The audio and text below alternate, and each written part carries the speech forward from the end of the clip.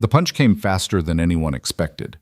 Damon Cade, the washed-up single dad everyone had been laughing at for the past hour, didn't just block it.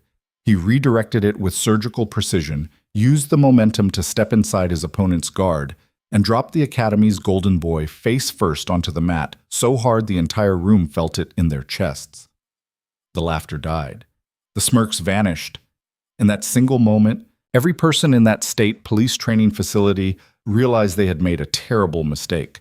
They thought they were watching a desperate father embarrass himself. They didn't know they were standing in the same room as a man who had been holding back everything that could destroy them. If you want to see how a man everyone underestimated becomes the one they'll never forget, stay with me until the end of this story. Hit that like button and drop a comment with your city so I can see how far this journey reaches. The fluorescent lights in the State Police Academy gymnasium buzzed with that particular frequency that made your teeth ache if you listened too long. Damon Cade heard it clearly because nobody was talking to him. They were talking about him, sure, in clusters near the weight racks by the water fountains, in the locker room he'd walked through 20 minutes ago. But not to him. That was fine. He hadn't come here to make friends. He sat on the last bench in the corner, methodically retying his left shoe for the third time. Not because it needed it, because his hands needed something to do that wasn't forming fists. The laces were frayed near the aglets, the shoes themselves a worn-down pair of cross-trainers he'd bought on clearance 4 years ago. They didn't match the gleaming athletic gear most of the other recruits wore. The compression shirts with moisture-wicking technology. The shoes that probably cost more than his monthly grocery budget. Damon was 36. In this room, that made him ancient. Most of the recruits looked like they'd walked off a college athletics program poster. Mid-20s, maybe late 20s at the oldest. Broad shoulders, clean haircuts, confident postures that came from never having been broken by anything that mattered. They moved through the space like they owned it, laughing too loud, slapping each other's backs, throwing around the kind of casual dominance that young men wear when the world hasn't knocked them down yet. Damon kept his head down and tied his shoe. Jesus Christ, did they seriously let anybody in this year? The voice came from somewhere to his left. Damon didn't look up. He pulled the lace tight, made the loop, started the knot.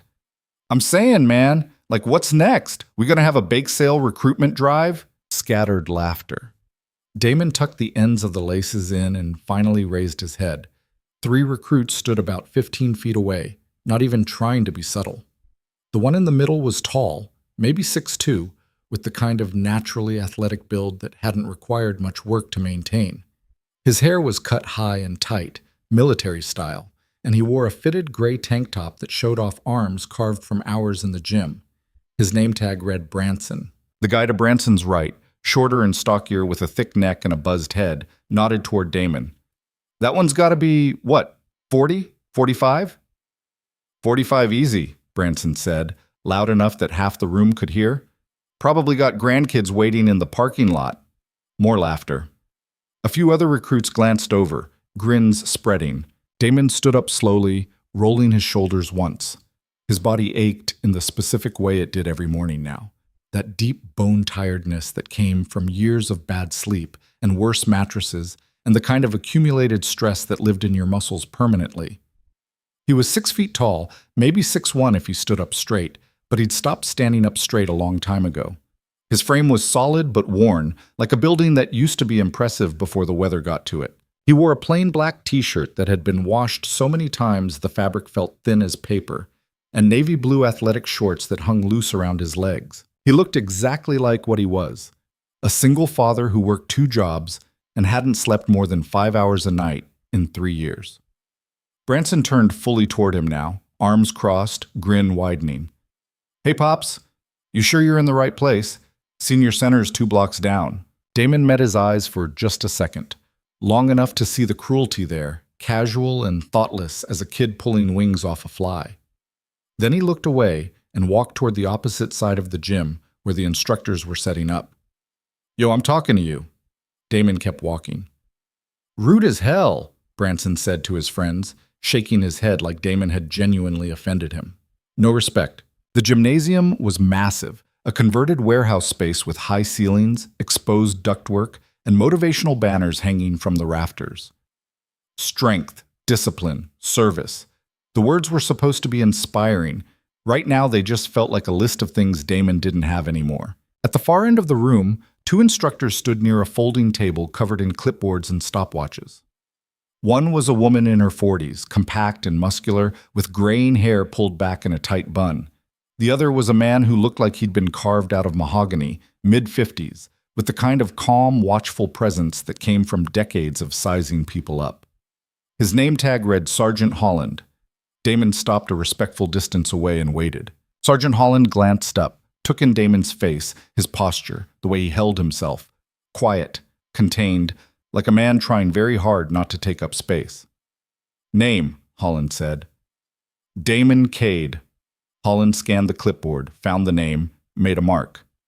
"You're late." "Yes, sir. My son's school." "Don't care." Holland's voice wasn't cruel, just factual. "You're late. That's a mark against you before we even start. Understand?" "Yes, sir." Holland stared at him for a beat longer, then nodded toward the center of the gym. "Get in formation with the others. We start in 5. Damon walked back toward the group. By now, most of the recruits had gathered in a loose semicircle near the mats. 60, maybe 70 people. Almost all men. Almost all young.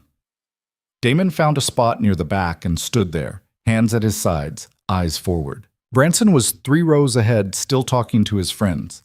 Every few seconds, he'd glance back at Damon and smirk. The woman instructor, her name tag read Lieutenant Vasquez, blew a whistle so sharp it cut through the noise like a blade. "Listen up!" Her voice carried without strain, the kind of projection that came from years of shouting over chaos. "I'm Lieutenant Vasquez. That's Sergeant Holland. For the next 8 weeks, if you make it that long, we own you. This isn't college athletics. This isn't your high school wrestling team. This is state police officer training, and most of you won't finish." She let that hang in the air. "We're going to test your endurance, your strength, your ability to think under pressure and follow orders when everything in your body is screaming at you to quit. Some of you are going to wash out today. Some of you will make it 2 weeks and realize you're not cut out for this. A very small number of you, maybe 10, maybe less, will be standing here at the end with a badge." Holland stepped forward. "We don't care where you came from. We don't care what your college GPA was or how many medals you won. We care about one thing. Can you do the job? Can you handle the worst day of someone's life and stay calm? Can you make a decision when there's no time and no good options? Can you be trusted?" His eyes swept across the room, landing briefly on Damon before moving on. "Today we start with basics," Holland continued. "Physical conditioning, combat fundamentals, scenario response.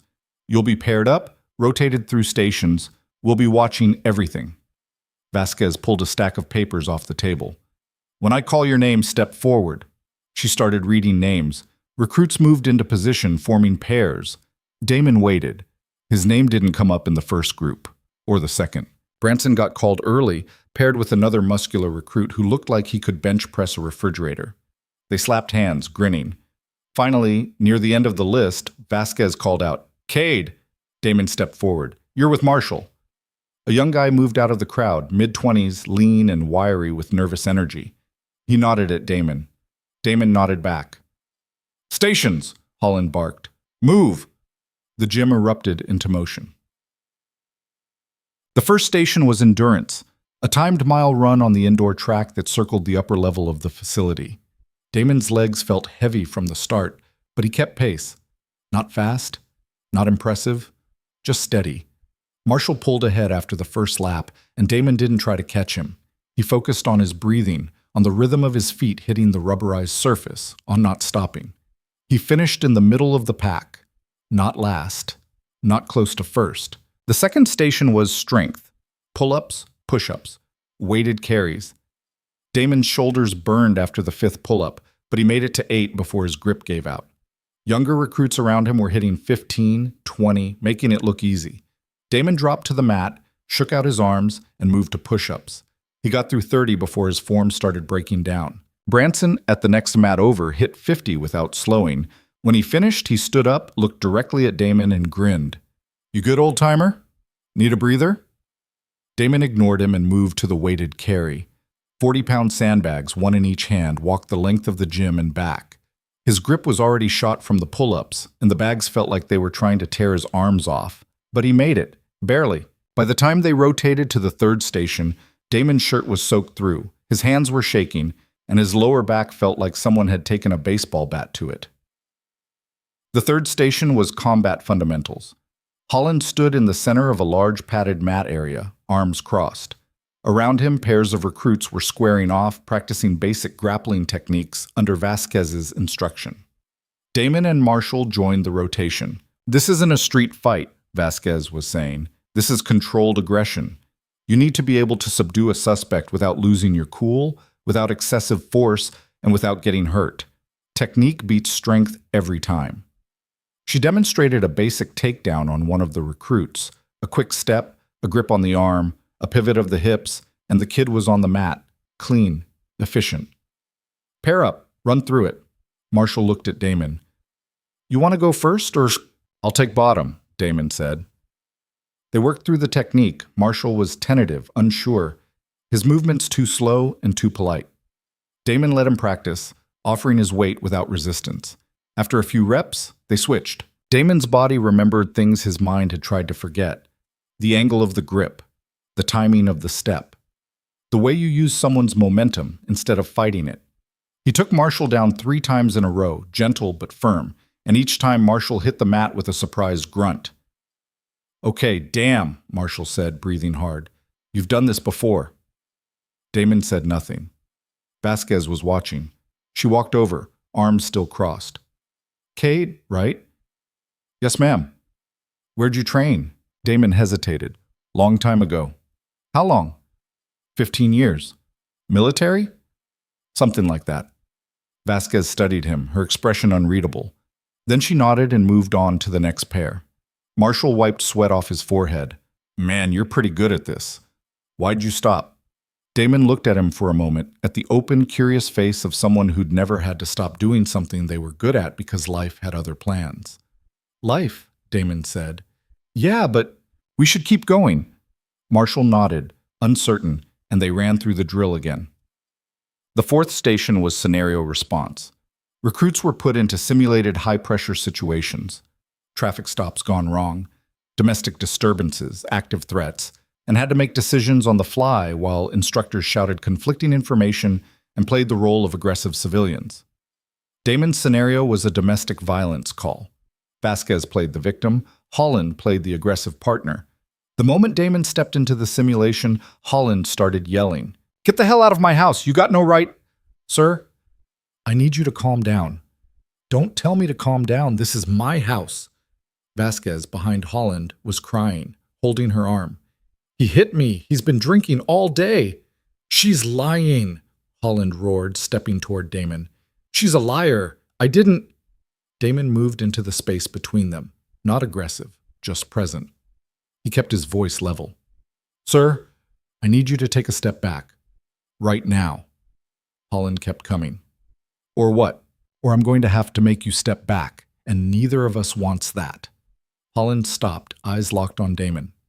For a second the room was silent. Then Holland grinned. "Good," he said, dropping the act. "You didn't escalate. You didn't back down.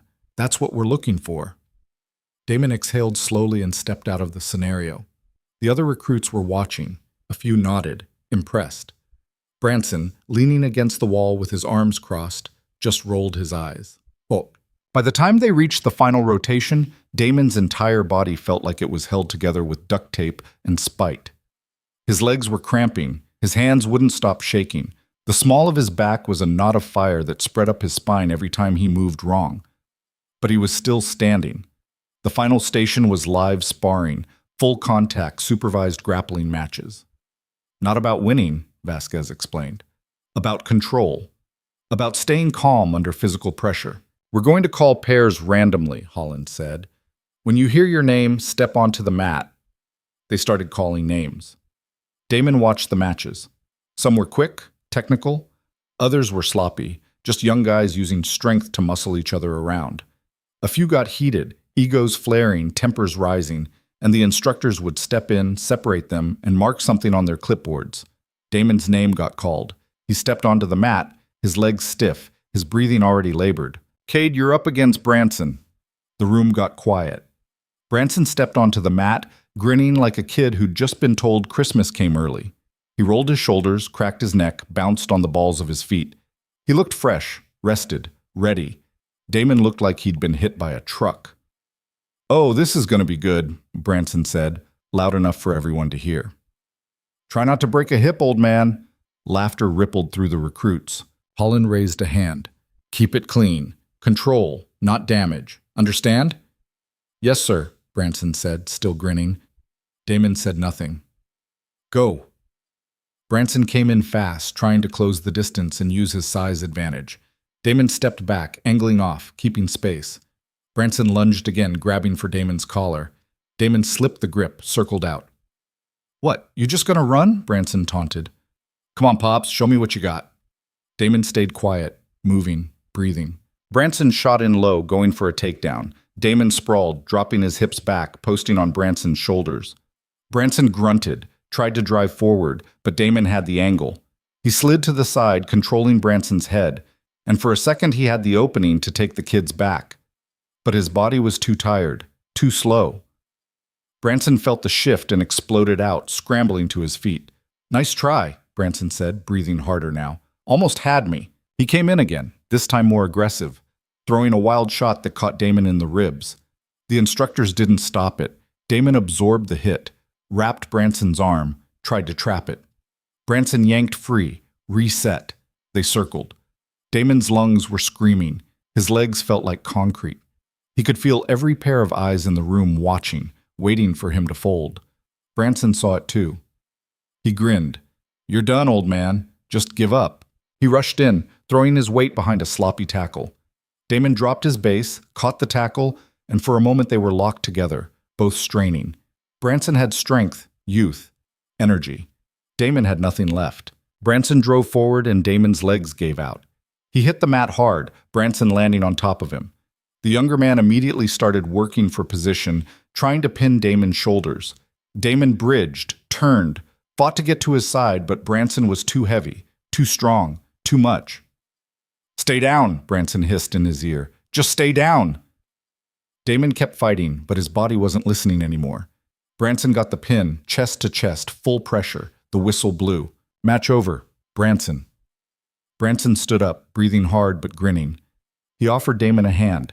Damon didn't take it. He rolled onto his side, pushed himself up slowly, every muscle protesting. The room was quiet now. Not mocking, just watching. Damon walked off the mat, head down, shoulders tight. He found a spot against the wall and sank down to the floor, pulling his knees up, pressing his palms against his eyes. His chest was heaving. His ribs ached where Branson had hit him. His back felt like someone had driven nails into his spine. Around him, the sparring continued, names being called, matches starting and ending. The noise of bodies hitting mats, instructors shouting corrections, recruits cheering each other on. Damon sat in the corner and tried to remember why he was here. Oops. The memory came whether he wanted it or not. 3 years ago, late October, the hospital room with the fluorescent lights that buzzed just like the ones in this gym, the machines beeping steadily, the smell of disinfectant and something else, something wrong, something dying.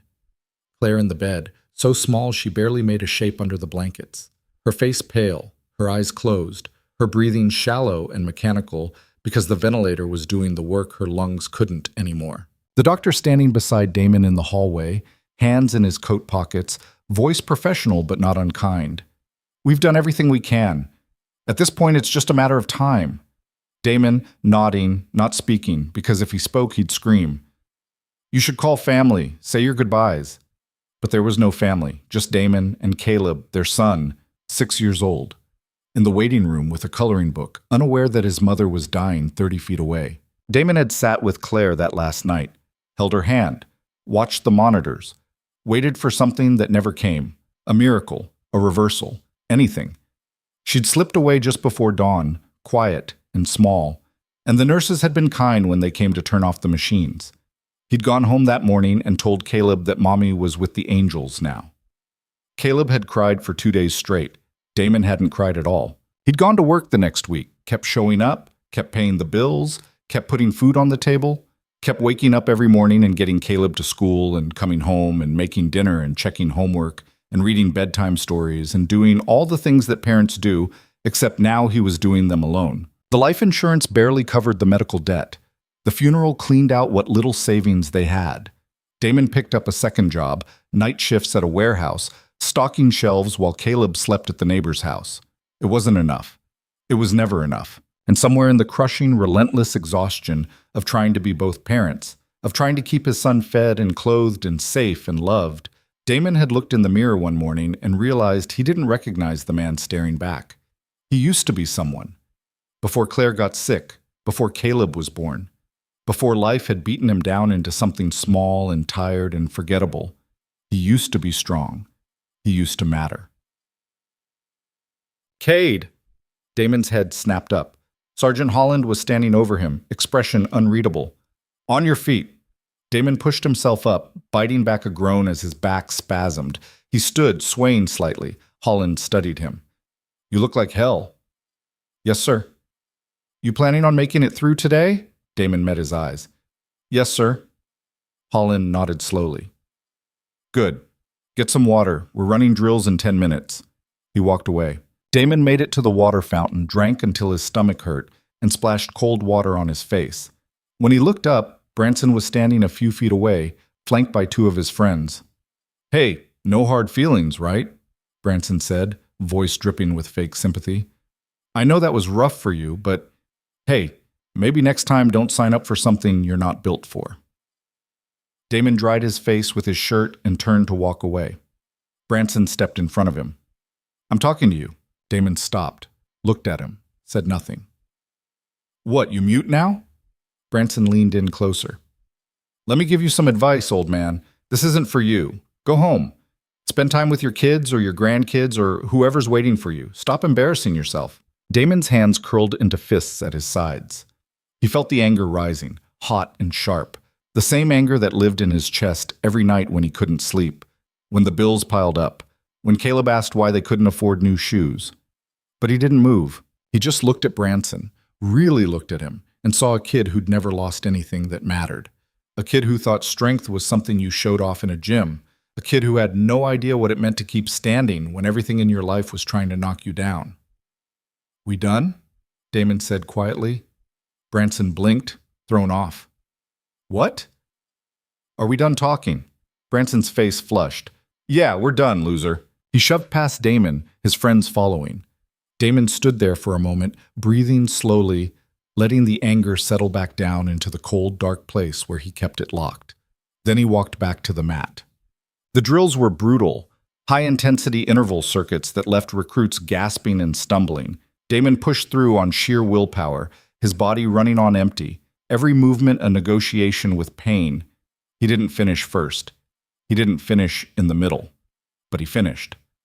When the final whistle blew and Vasquez dismissed them for the day, Damon barely made it to the locker room. He sat on the bench, unlacing his shoes with hands that shook so badly he had to stop and start 3 times. Around him, recruits were talking, laughing, already making plans to grab food or hit the bar. Branson was holding court in the center of the room, reenacting his match with Damon, miming the takedown and the pin while his friends howled.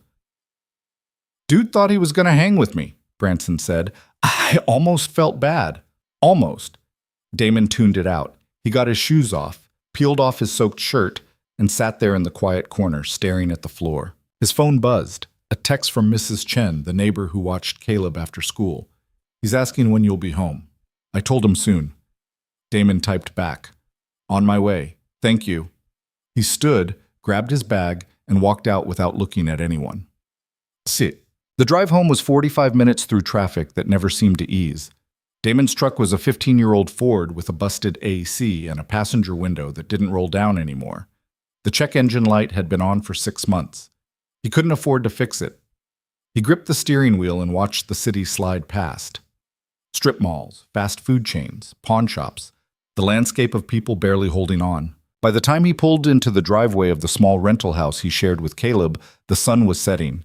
Mrs. Chen was waiting on the porch, Caleb beside her with his backpack. Daddy! Caleb ran down the steps and crashed into Damon's legs. He was 9 now, small for his age, with Claire's dark eyes and Damon's quiet intensity. Damon knelt down, ignoring the way his knees screamed, and hugged his son.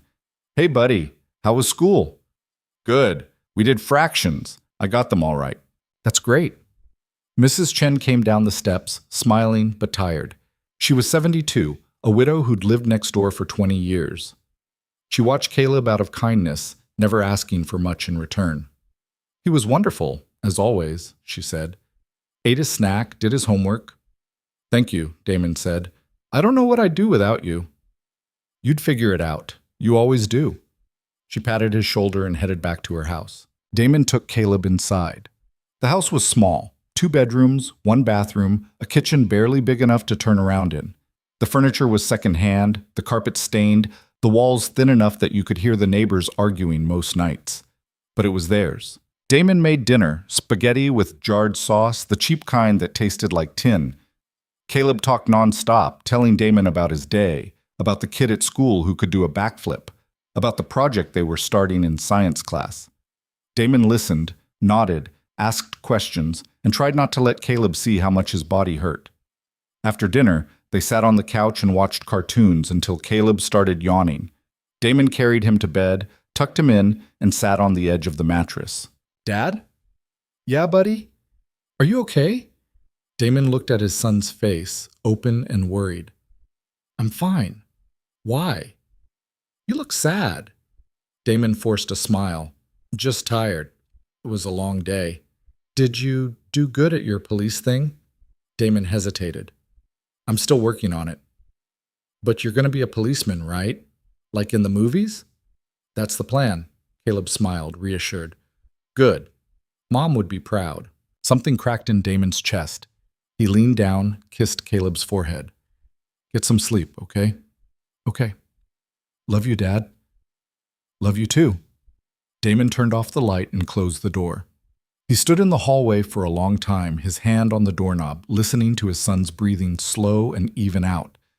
Then he went to the bathroom, locked the door, and finally let himself feel it. The exhaustion, the humiliation, the bone-deep certainty that he was going to fail, that he was fooling himself, that he wasn't strong enough or young enough or good enough to do this. He gripped the edge of the sink, knuckles white, and stared at his reflection. The man looking back was a stranger, hollow-eyed, gray at the temples, lines carved deep around his mouth, a ghost wearing his face. But beneath the exhaustion, beneath the fear, there was something else. A flicker, small, faint, but still there. The part of him that Claire had fallen in love with. The part that used to believe he could protect the people he cared about. The part that refused to quit, even when quitting was the smart thing to do. Damon straightened up, took a breath, let it out slow. Tomorrow he'd go back, and the day after that, and the day after that. He'd keep showing up until his body gave out, or they kicked him out, or he made it through. Because losing wasn't an option. Not anymore. The alarm went off at 4:30 in the morning, the same shrill beep that had been dragging Damon out of sleep for 3 years. He slapped it off before the second ring, sat up in the dark, and immediately regretted it. His back seized up so hard he had to bite down on his tongue to keep from making noise. The kind of pain that made you see white spots. The kind that didn't ease up when you breathed through it. He sat there for a full minute, perfectly still, waiting for his spine to remember how to function.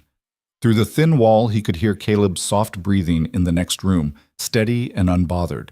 That sound was the only thing that mattered. Damon stood up slowly, tested his weight on legs that felt like they'd been filled with cement overnight, and limped to the bathroom. In the mirror, the bruise on his ribs had bloomed into a dark purple stain the size of a softball, Branson's elbow. He pressed it gently and winced. Nothing broken, probably. Just deep tissue damage that would hurt for weeks. He showered in cold water because the hot had stopped working last month and the landlord kept promising to fix it. The cold helped with the swelling, at least. He got dressed in the same black t-shirt and navy shorts, the only athletic clothes he owned, and made himself eat 2 pieces of toast with peanut butter, even though his stomach was twisted in knots. By 5:15, he was in the truck, driving through empty streets toward the academy. The city looked different this early, almost peaceful. No traffic, no noise, just streetlights and the occasional person walking a dog or heading to an early shift. Damon pulled into the academy parking lot at 5:45. He wasn't scheduled to be there until 7, but he needed the time, needed to move, to stretch, to get his body halfway functional before the real work started. The gym was locked, but the outdoor training area was open. A quarter-mile track, pull-up bars, a few benches. Damon started jogging, slow and painful, his gait uneven as his muscles warmed up. After 2 laps, the worst of the stiffness started to ease. After 4, he could almost breathe normally. He stopped at the pull-up bars and stared at them for a long moment. Yesterday, he'd barely managed 8. His shoulders felt like they'd been dislocated and shoved back in wrong, but standing here wasn't going to change anything. He jumped up, caught the bar, and pulled. His body screamed in protest. He made it to 3 before his grip started slipping. 4, 5, 6. On the 7th rep, his left shoulder gave out and he dropped, landing hard on his feet. He stood there, breathing hard, staring at the bar. Then he jumped up and did it again. By the time other recruits started arriving, Damon had done 4 sets of pull-ups, 3 sets of push-ups, and run another 2 miles. His shirt was soaked through and his hands were raw, but he felt something close to human. Marshall showed up around 6:30, looking surprised to see Damon already there. "Man, you're early," Marshall said, setting his bag down. "Couldn't sleep?" "Something like that." "Yeah, I hear you. My whole body feels like I got hit by a bus." Marshall stretched his arms overhead, grimacing. "I don't know how you did it yesterday. You went up against Branson, and you're like twice his age." "Not twice." "Okay, 1.5. Marshall grinned. "Still, that dude's a monster. He's been talking nonstop about how he's going to finish top of the class, get recruited straight into SWAT or something." Damon said nothing. He picked up his water bottle and drank. Marshall kept talking. "You military or something? The way you move, it's like you've done this before." "Long time ago." "What branch?" Damon set the bottle down. "We should warm up. They're going to start soon." Marshall nodded, reading the deflection for what it was, and dropped into stretches. Damon joined him, working through the tightness in his hips and hamstrings, trying to ignore the way his lower back sent sharp little warning shots up his spine every time he bent forward. By 7 o'clock, the gym was full. 60 recruits, maybe a few less than yesterday. Damon noticed a couple faces missing from the group, already washed out, or smart enough to quit before it got worse. Sergeant Holland and Lieutenant Vasquez stood at the front, clipboards in hand, faces unreadable. Holland blew the whistle. "Line up!" The recruits scrambled into formation. Damon found his spot in the back row, standing at attention while Holland scanned the group. "Yesterday was an introduction," Holland said, his voice carrying easily across the space. "Today we start real work. Some of you think you had a bad day yesterday. You're about to find out what a bad day actually looks like." Vasquez stepped forward. "We're splitting into 2 groups. Half of you are running a tactical obstacle course. The other half are doing scenario training. You'll rotate at the midpoint. If you can't finish, you're out. If you quit, you're out. If you give me attitude, you're out. Clear?" A scattered chorus of "Yes, ma'am" rose from the group. "I said clear?" "Yes, ma'am." This time everyone shouted it. Vasquez started reading names. Damon's name got called for the obstacle course group first. He fell in with the others and followed Vasquez outside to the training yard behind the gym. The course was worse than Damon had imagined. Walls to climb, cargo nets to scale, a trench filled with muddy water to crawl through, balance beams, tire runs, and a final sprint up a steep hill to the finish line. It looked like something designed by someone who genuinely wanted to hurt people. "You've got 12 minutes to finish," Vasquez said, checking her stopwatch. "Average completion time for active duty officers is 9 minutes. You're recruits, so I'm giving you some grace. But if you can't do it in 12, you don't belong here." She pointed at the first recruit in line. "Go." The guy took off, young and fast, attacking the course with reckless energy. He made it over the first wall, through the tires, up the cargo net. Halfway through the crawl, he started slowing down, his arms shaking as he pulled himself through the mud. He finished in 11 minutes, stumbling across the line and collapsing onto the grass. Vasquez didn't even look at him. Next, one by one, the recruits ran the course. Some finished strong, some barely made it. A few didn't make it at all, stopping halfway through and waving off the course, their faces twisted in exhaustion or pain. Damon watched, calculating. The wall was the biggest problem. 12 feet high, no rope, just a flat wooden barrier you had to get over using upper body strength alone. His shoulders were already trashed from yesterday. If he tried to muscle it the same way the younger guys were doing, he'd burn out before the halfway point. "Cade, you're up!" Damon stepped to the line. His heart was already hammering, adrenaline spiking before he'd even moved. Vasquez raised the stopwatch. "Go." Damon ran. Not fast, but steady. He hit the tire section first, high-stepping through the pattern, keeping his breathing controlled. His legs protested, but held. At the wall, he didn't hesitate. He jumped, caught the top edge with both hands, and used his momentum to swing one leg up. His shoulder screamed, but he pulled himself over, dropped to the other side, and kept moving. The cargo net was next. He climbed methodically, hand over hand, not looking down. At the top, he swung over and descended the other side, his grip already weakening.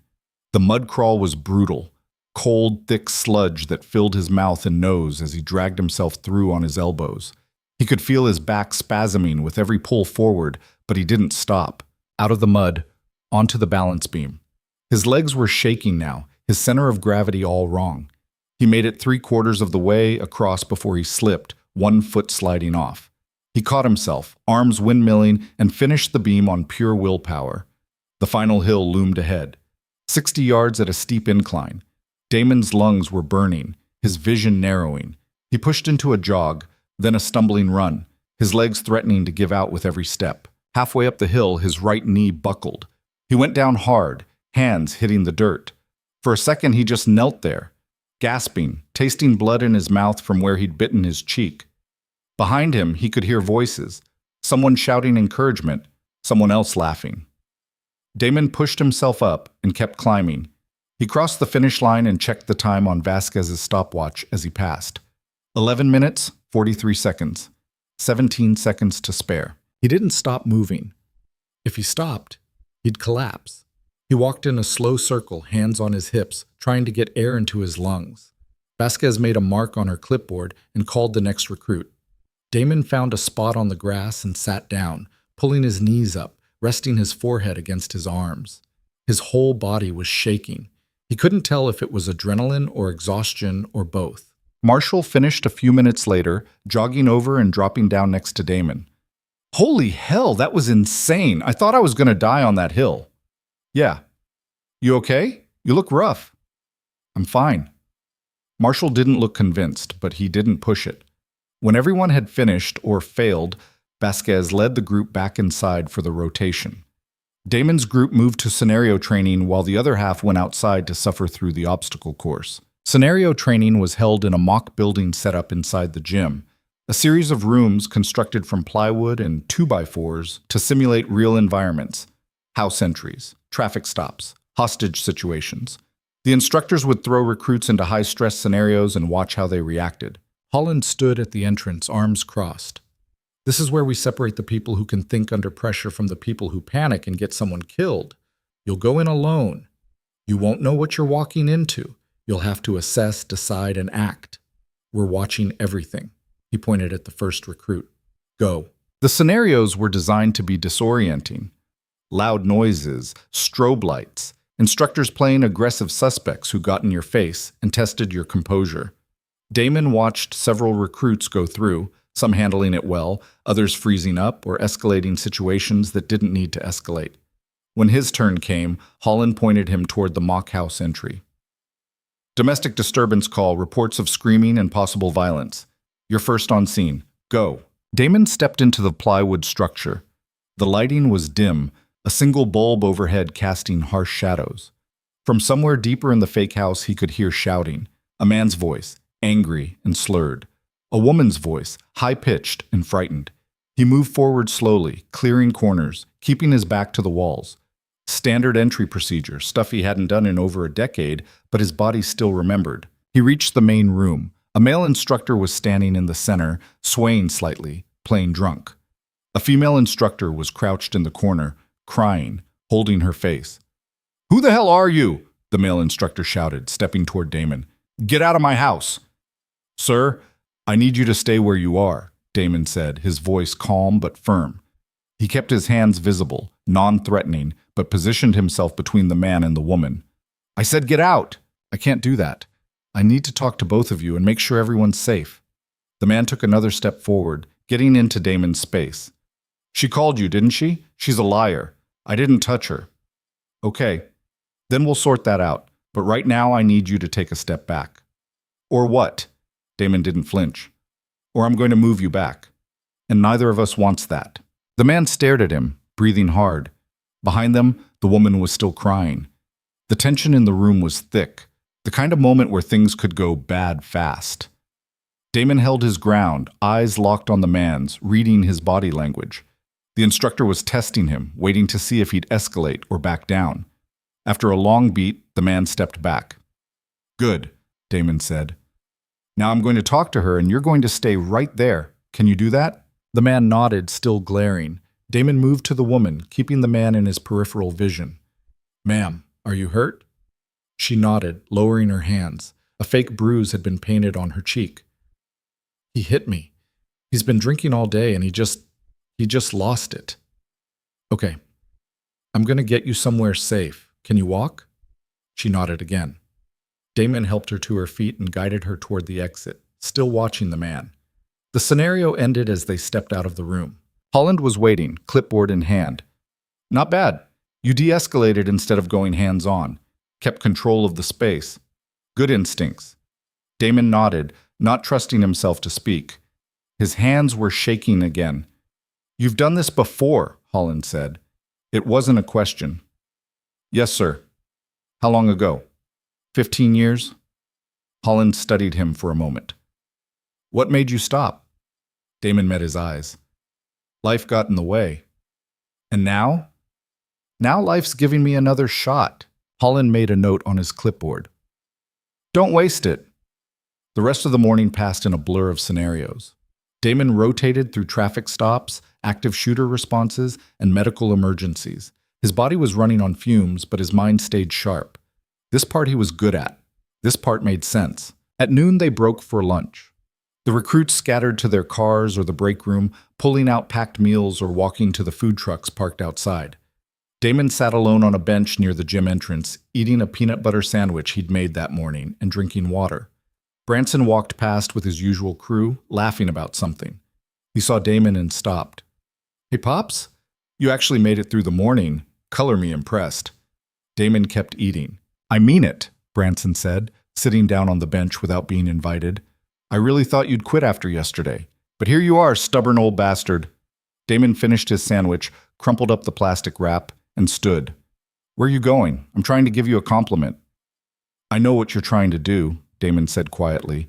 Branson grinned. Yeah? What's that? Get in my head. Make me react. So you can tell yourself the old guy's got a temper, can't control himself, doesn't belong here. Branson's grin widened. You're smarter than you look. That's not saying much. For a second, Branson looked genuinely surprised. Then he laughed, loud and sharp. Okay. Maybe you got some fight in you after all. He stood up, getting close enough that Damon could smell the energy drink on his breath. But here's the thing, old man. Fight doesn't matter if your body can't back it up. And we both know your body's about 2 bad days away from giving out completely. Damon held his gaze. Maybe. So why keep going? What's the point? Damon thought about Caleb, about the way his son looked at him this morning before school, proud and hopeful, believing his dad was going to make something of himself. About the bills stacked on the kitchen counter and the eviction notice he'd shoved in a drawer so Caleb wouldn't see it. About Claire's voice in his head, telling him he was stronger than he thought. The point, Damon said slowly, is that I don't have a choice. Branson stared at him. For the first time, the smirk faltered. Everyone's got a choice. No, they don't. Damon walked away, leaving Branson standing there. The afternoon session was dedicated to combat drills, hand-to-hand techniques, defensive tactics, weapon retention. Vasquez led the group through a series of scenarios where they had to defend against armed suspects, disarm attackers, and control combative individuals without excessive force. Damon partnered with Marshall again. They worked through the drills methodically, Marshall's movements getting smoother as his confidence grew. Damon coached him through the angles, the grips, the timing. It felt good to teach someone, to pass on something useful. You should be an instructor, Marshall said after successfully disarming Damon for the 3rd time. Seriously, you're way better at this than most of the people here. I'm just old, Damon said. Had more time to learn. That's not it. You move different, like you've actually used this stuff. Damon didn't respond. He reset the drill, and they went again. Halfway through the session, Vasquez called everyone to the center mat. We're doing live sparring again. Same rules as yesterday. Control, not damage. When I call your name, you're up. Damon's stomach dropped. His body was already wrecked from the obstacle course and the scenarios. He didn't know if he had another fight in him. Vasquez started calling pairs. Marshall got matched with another recruit his size, and they went at it with cautious aggression, both trying to prove themselves. Damon watched, cataloging their mistakes, their openings. Cade, you're up. Damon stepped onto the mat. His legs felt unstable, his balance off. You're going against Porter. A new recruit stepped forward, someone Damon hadn't noticed before. Porter was maybe 40, shorter than Damon but built solid, with the kind of compact strength that came from years of hard labor. His face was weathered, scarred along the jawline. He looked at Damon with something like recognition. You military? Porter asked as they squared up. A long time ago. Porter nodded. Me too. Marines, you? Army. Infantry? Something like that. Porter grinned. This should be interesting. Holland blew the whistle.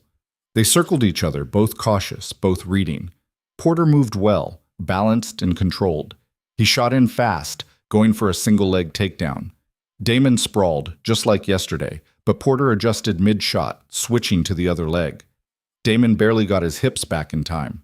They reset, circled again. Porter came in with a jab, testing Damon's reactions. Damon slipped it, countered with a low shot of his own. Porter defended, trapped Damon's head, started working for a guillotine choke. Damon felt the pressure on his neck, the squeeze cutting off blood flow. He stayed calm, controlled his breathing, and worked his way out, slipping his head free and taking Porter's back. For a moment he had position, full control. But his arms were too tired to finish, and Porter exploded forward, scrambling free. They stood, both breathing hard. Not bad, Porter said. You either. They went again. This time it was slower, more technical, a chess match instead of a brawl. Porter got a takedown. Damon reversed it. Porter caught him in a bad position and almost secured a pin, but Damon bridged out at the last second. The whistle blew. Draw, Holland called. Porter extended a hand. Damon shook it. You've still got it, Porter said quietly. Whatever they taught you, it stuck. Damon nodded, too tired to speak. He walked off the mat and sat down, his vision swimming. Around him the sparring continued, bodies colliding, instructors shouting corrections. The noise felt distant, muffled, like he was underwater. Marshall appeared beside him with a water bottle. Dude, that was intense. You okay? Damon took the bottle, drank half of it in one go. Yeah. You don't look okay. I'm fine. Marshall didn't look convinced, but he let it go. The rest of the day passed in a haze. More drills, more scenarios, more pain. By the time Vasquez dismissed them at 5 o'clock, Damon could barely walk to his truck. He sat in the driver's seat for 10 minutes before he trusted himself to drive. His hands were shaking so badly he had to grip the steering wheel with both of them just to keep them still. His back was locked up again, the muscles seized so tight he couldn't turn his head without moving his entire torso. He drove home slowly, every bump in the road sending shockwaves through his spine. When he pulled into the driveway, Caleb was already outside, playing basketball in the driveway with a deflated ball and a hoop that hadn't been level in years. He saw Damon and ran over, grinning. Dad, watch this! He took a shot from the driveway. The ball bounced off the rim and Damon caught it. Nice try, Damon said. Keep your elbow in. Caleb took the ball back, adjusted his form, and tried again. This time it went in. He pumped his fist. Yes! Damon smiled despite the pain. Good job, buddy. They went inside. Damon made dinner, mac and cheese from a box, the only thing he had the energy to prepare. They ate together at the small kitchen table, Caleb talking about his day, about the spelling test he'd aced, and the kid at school who'd brought a lizard for show and tell. Damon listened, nodded, asked questions, and tried not to let Caleb see him wince every time he shifted in his chair. After dinner, Caleb went to his room to do homework. Damon sat on the couch, staring at the wall, too tired to move. His phone buzzed. A text from an unknown number. This is Porter from the Academy. Got your number from the roster. You did good today. Keep your head up. Damon stared at the message for a long time. Then he typed back. Thanks. He set the phone down and closed his eyes. Just for a minute, he told himself. Just to rest. When he opened them again, it was past midnight. Caleb was asleep. The house was dark. His body had stiffened so badly while he slept that standing up felt like trying to bend steel. He limped to his bedroom, collapsed onto the mattress, and stared at the ceiling. Tomorrow, he'd go back. And the day after that. He'd keep going until they kicked him out, or his body gave out, or he made it through.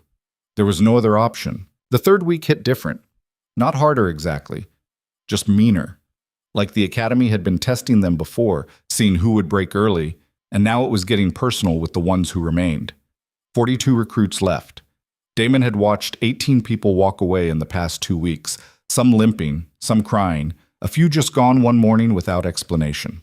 Empty spots in formation that nobody talked about. He stood in line at dawn waiting for the doors to unlock, breath misting in the cold air, and realized he couldn't remember what day it was. Tuesday, maybe? Or Wednesday. The days had blurred together into one endless cycle of pain and exhaustion, punctuated by brief moments where he got to see Caleb before his son went to bed. Marshall stood beside him, quieter than usual. His left eye was swollen half shut from a sparring match yesterday, where he'd zigged when he should have zagged. The other guy's elbow had caught him clean. You ice that? Damon asked. Yeah, didn't help much. Keep icing it, and take ibuprofen. You're going to look worse before you look better. Marshall touched his eye gingerly and winced. How do you know this stuff? Experience. Right, the mysterious past you won't talk about. Damon didn't respond.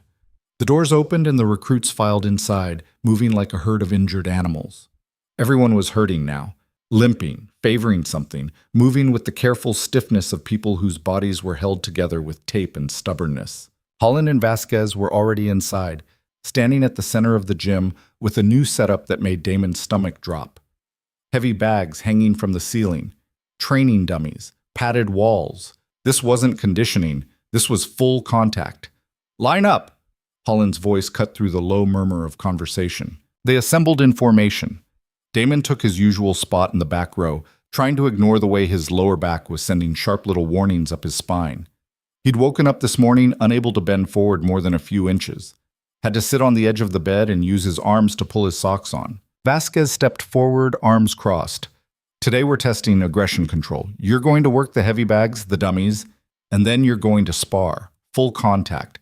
We want to see if you can hit hard and stay disciplined. Too much aggression, you're out. Not enough, you're out. This is about finding the line and walking it. She pointed to the heavy bags. First drill. 2-minute rounds. Maximum output.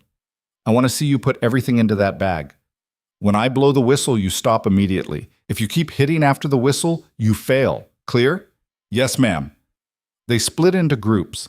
Damon ended up at a bag between Branson and Porter. Branson looked fresh, energized, like he'd been waiting for this. Porter looked tired but determined, the same expression Damon saw in the mirror every morning. Vasquez raised her whistle. First group, go! Damon hit the bag. Not wild, not sloppy. Controlled combinations. Jab, cross, hook. Pivot, reset. Do it again. His shoulders screamed in protest, but he kept moving. The bag swung hard with each hit, the chain above it rattling. Beside him, Branson was destroying his bag, throwing haymakers that made the whole frame shudder, showing off, trying to prove something. The whistle blew. Damon stopped mid-punch, arms dropping to his sides. Branson threw one more hit before catching himself, grinning like it was a joke. Vasquez walked over. Branson, you heard the whistle?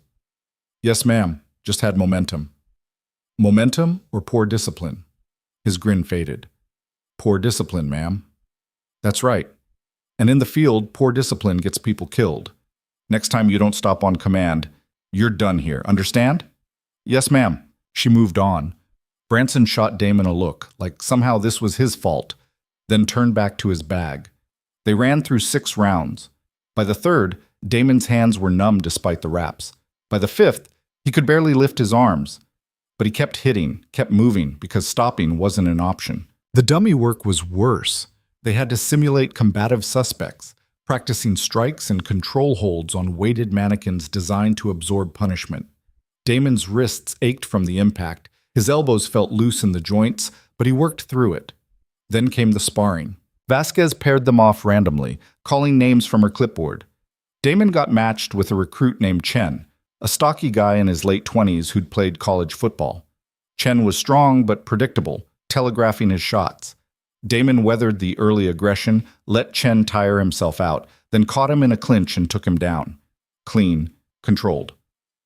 Good, Holland said from the sidelines. Next pair. Damon stepped off the mat, breathing hard.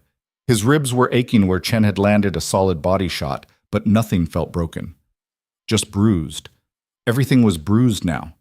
Marshall got paired with Branson. Damon watched as they squared up. Marshall looked nervous, his guard too high, his weight distribution off. Branson looked like a predator who'd just spotted injured prey. The whistle blew. Branson came in fast and mean, throwing combinations that Marshall barely blocked. Within 30 seconds, Branson had him backed against the wall, landing shots to the body that made Marshall gasp. Vasquez didn't stop it.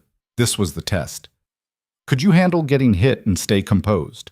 Marshall tried to clinch, to tie Branson up and slow things down, but Branson shoved him off and cracked him with a right hand that snapped his head back. Marshall's knees buckled. Time! Holland blew the whistle. Marshall staggered off the mat, holding his jaw. Damon caught him before he fell. You okay? Marshall nodded, but his eyes were unfocused. Yeah, I'm good. Sit down. I'm fine. Marshall, sit down. He sat. Damon grabbed a water bottle and handed it to him. Marshall drank, wincing as the cold water hit his split lip. He fights dirty, Marshall muttered. He fights to win. There's a difference. Feels the same from where I'm standing. Damon glanced at the mat where Branson was already talking to his friends, laughing about something. Yeah, it does. They rotated through more sparring matches. Damon went 2 more rounds, once against a younger recruit he controlled easily, once against Porter that ended in another draw. Both of them too tired to finish, both too stubborn to quit. By the time they broke for lunch, Damon's entire body felt like it had been put through a wood chipper. He sat on the bench outside, eating the same peanut butter sandwich he ate every day and stared at nothing. Porter sat down next to him without asking. You holding up? Barely. Yeah, me too. Porter unwrapped a protein bar, studied it like it had personally offended him, then took a bite anyway. How old's your kid? Damon looked at him. How'd you know I have a kid? You got the look. Same one I had when mine were young. Like you're carrying the whole world on your back and you're not allowed to drop it. 9, Damon said. He's 9. Just the one? Yeah. Porter nodded. I got 3. All grown now. 2 of them won't talk to me. Damon didn't ask why. It wasn't his business. They sat in silence for a while, eating their inadequate lunches, watching other recruits mill around. Some were laughing, loose and confident. Others looked like they were one bad day from walking away. Why are you doing this? Porter asked. At our age, I mean. We're not kids anymore. We can't bounce back like them. He gestured toward the younger recruits. So why put yourself through it? Damon thought about the eviction notice, about Caleb's worn-out shoes and the way his son never complained about not having things other kids had, about the nights Damon worked the warehouse shift and came home to find Caleb asleep on the couch because he'd tried to wait up. I need the job, Damon said. The benefits, the stability. I need to give my son something better than what we have. Porter absorbed that. Yeah, I get it. What about you? Same thing, more or less. Except my kids are grown and I'm trying to prove I'm not completely worthless. He laughed, but there was no humor in it. Divorced, lost my job, spent 2 years drinking myself to death. This is my Hail Mary. Either I make it through and get my life back, or I wash out and prove everyone right. Damon looked at him, really looked. Saw the same exhaustion, the same desperation, the same refusal to quit that he felt every morning when the alarm went off. We're going to make it, Damon said. Porter smiled, tired and genuine. Yeah, we are. The afternoon session was tactical scenarios. Room clearing, building searches, coordinated team movements. They worked in groups of 4, moving through the mock structures while instructors threw variables at them. Civilians in the line of fire. Armed suspects hiding in closets. injured officers needing extraction. Damon ended up in a group with Marshall, Branson, and a quiet recruit named Hayes. The dynamic was tense from the start. Branson immediately positioned himself as team leader without asking, barking orders like he'd earned the authority. Hayes, you're rear security. Marshall, you're on my 6. Old man, you take point. Damon didn't argue. He moved to the front of the formation and waited for Holland's signal. Scenario, Holland called out. Armed robbery in progress. 2 suspects, unknown number of hostages. You're first on scene. Go. They entered the structure. Damon cleared the first room, moving smooth and methodical, checking corners, calling clear. Behind him, he could hear Branson breathing hard, amped up on adrenaline. Second room, empty. Third room, same. Then they hit the main space and everything went wrong. An instructor playing the suspect jumped out from behind cover, pointing a prop gun. Damon reacted instantly, moving offline, creating distance. Behind him, Branson shouted, "Drop the weapon!" The instructor suspect swung the gun toward Branson. Branson fired his training pistol 3 times, center mass. The instructor dropped. "Clear," Branson yelled. But it wasn't clear. There was a second instructor playing a hostage in the corner, hands zip-tied, gagged. In the chaos of the engagement, Branson had missed her completely. Holland blew the whistle. "Stop. Everyone freeze." They stopped. The instructor playing the suspect stood up, brushing off his vest. The hostage stayed in position. Holland walked into the room, his face unreadable. "Branson, what did you miss?" Branson looked around, saw the hostage, and his face went pale. I didn't see. You didn't clear the room. You saw a threat, and you reacted without assessing the full situation. In a real scenario, that hostage would be compromised, maybe dead. But I stopped the suspect. You stopped one suspect and ignored everything else. That's not good enough." Holland turned to Damon. "Cade, what should Branson have done?" Damon kept his voice neutral. "Announce the threat. Maintain coverage while the team clears the rest of the room. Communicate." "That's right. Communication. Teamwork." "Branson, you went lone wolf and put everyone at risk." Branson's jaw tightened. "Yes, sir." "Run it again. From the top." They reset and ran the scenario 3 more times. Each time, Branson tried to prove himself, pushing too hard, moving too fast. Each time, something went wrong. By the 4th run, he was visibly frustrated, his movements sloppy. Damon pulled him aside when they rotated out. "Slow down." "What?" "You're moving too fast. You're not thinking." Branson's eyes flashed with anger. "I don't need advice from you." "Yeah, you do. You're putting the team at risk." "The team?" Branson stepped closer, voice low and sharp. "You mean me. You want me to fail so you look good." Damon held his ground. "I want you to not get people killed." "This is training, old man. Nobody's dying." "No, but you're building habits, and bad habits stick." For a moment, they just stared at each other. Then Branson shoved past him, shoulder-checking hard enough to make Damon stumble. Marshall came over. "You okay?" "Fine." "He's losing it. Putting up a front, but you can tell he's stressed." "Everyone's stressed." "Yeah, but most people don't take it out on their team." Damon watched Branson across the room, saw the tight set of his shoulders, the way he was clenching and unclenching his fists.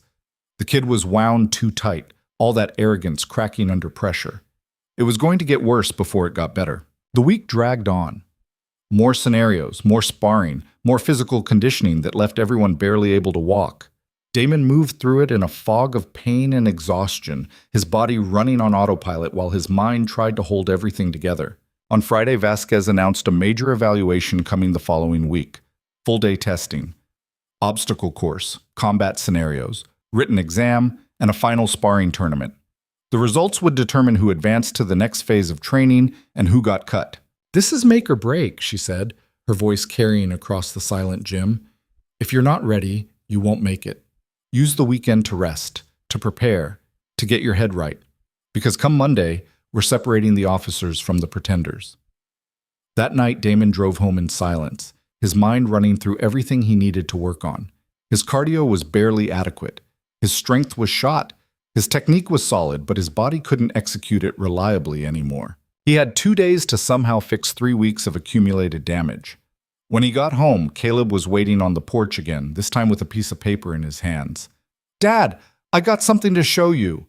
Damon climbed out of the truck, every movement careful and deliberate. What is it, buddy? Caleb thrust the paper at him. It was a drawing, crude but enthusiastic, showing a stick figure in a police uniform standing next to a smaller stick figure. Above them, in Caleb's uneven handwriting, it said, "My dad the hero." Something broke in Damon's chest. He knelt down, ignoring the way his knees screamed, and pulled Caleb into a hug. His son wrapped small arms around his neck and squeezed. "Do you like it?" Caleb asked. "I love it," Damon said, his voice rough. "I love it so much. Are you going to pass your test?" Damon pulled back, looked at his son's face. 9 years old, still believed his father could do anything. "I'm going to try my hardest," Damon said. "That's what Mom always said. Try your hardest, and that's all that matters." Damon felt tears threatening and forced them back. "Your mom was smart." "I know," Caleb grinned. "She married you." Despite everything, Damon laughed. A real laugh, the first one in weeks. "Yeah, she did." They went inside and Damon made dinner, moving slowly, letting Caleb talk about his week at school. After they ate, they sat on the couch and watched a movie, some animated thing about talking animals that Caleb had seen a dozen times but never got tired of. Halfway through, Caleb fell asleep against Damon's side. Damon sat there, not moving, feeling the weight of his son against him, this small person who depended on him completely. Who believed in him? Who drew pictures of him as a hero even though Damon felt like anything but? He carried Caleb to bed, tucked him in, and stood in the doorway for a long time. Then he went to his own room and did something he hadn't done since Claire died. He dropped to his knees beside the bed and just let himself feel everything, the pain, the fear, the crushing weight of responsibility, the terror that he was going to fail, that he was putting himself through hell for nothing, that he'd wash out next week and have to go back to the warehouse and the endless cycle of barely surviving. He stayed there until the feeling passed, until the emotions drained out and left him empty and calm. Then he stood up, got into bed, and set his alarm for 4 a.m. He had work to do. Saturday morning, he drove to the academy. The building was locked, but the outdoor training area was accessible. He ran the obstacle course twice, slow and methodical, working on technique instead of speed. His body protested every step, but he pushed through. After the runs, he worked the pull-up bars. 3 reps, rest, 3 more, rest, building back the strength in his shoulders, trying to undo weeks of damage in a single day. Porter showed up around 7, looking as haggard as Damon felt. "Great minds," Porter said, dropping his bag. They trained together, pushing each other, correcting form, sharing water when they ran out. Around 9, a few other recruits started showing up. By 10, there were 8 people working the course, all of them silent and determined. Marshall arrived last, his eyes still swollen but healing. He joined Damon at the pull-up bars.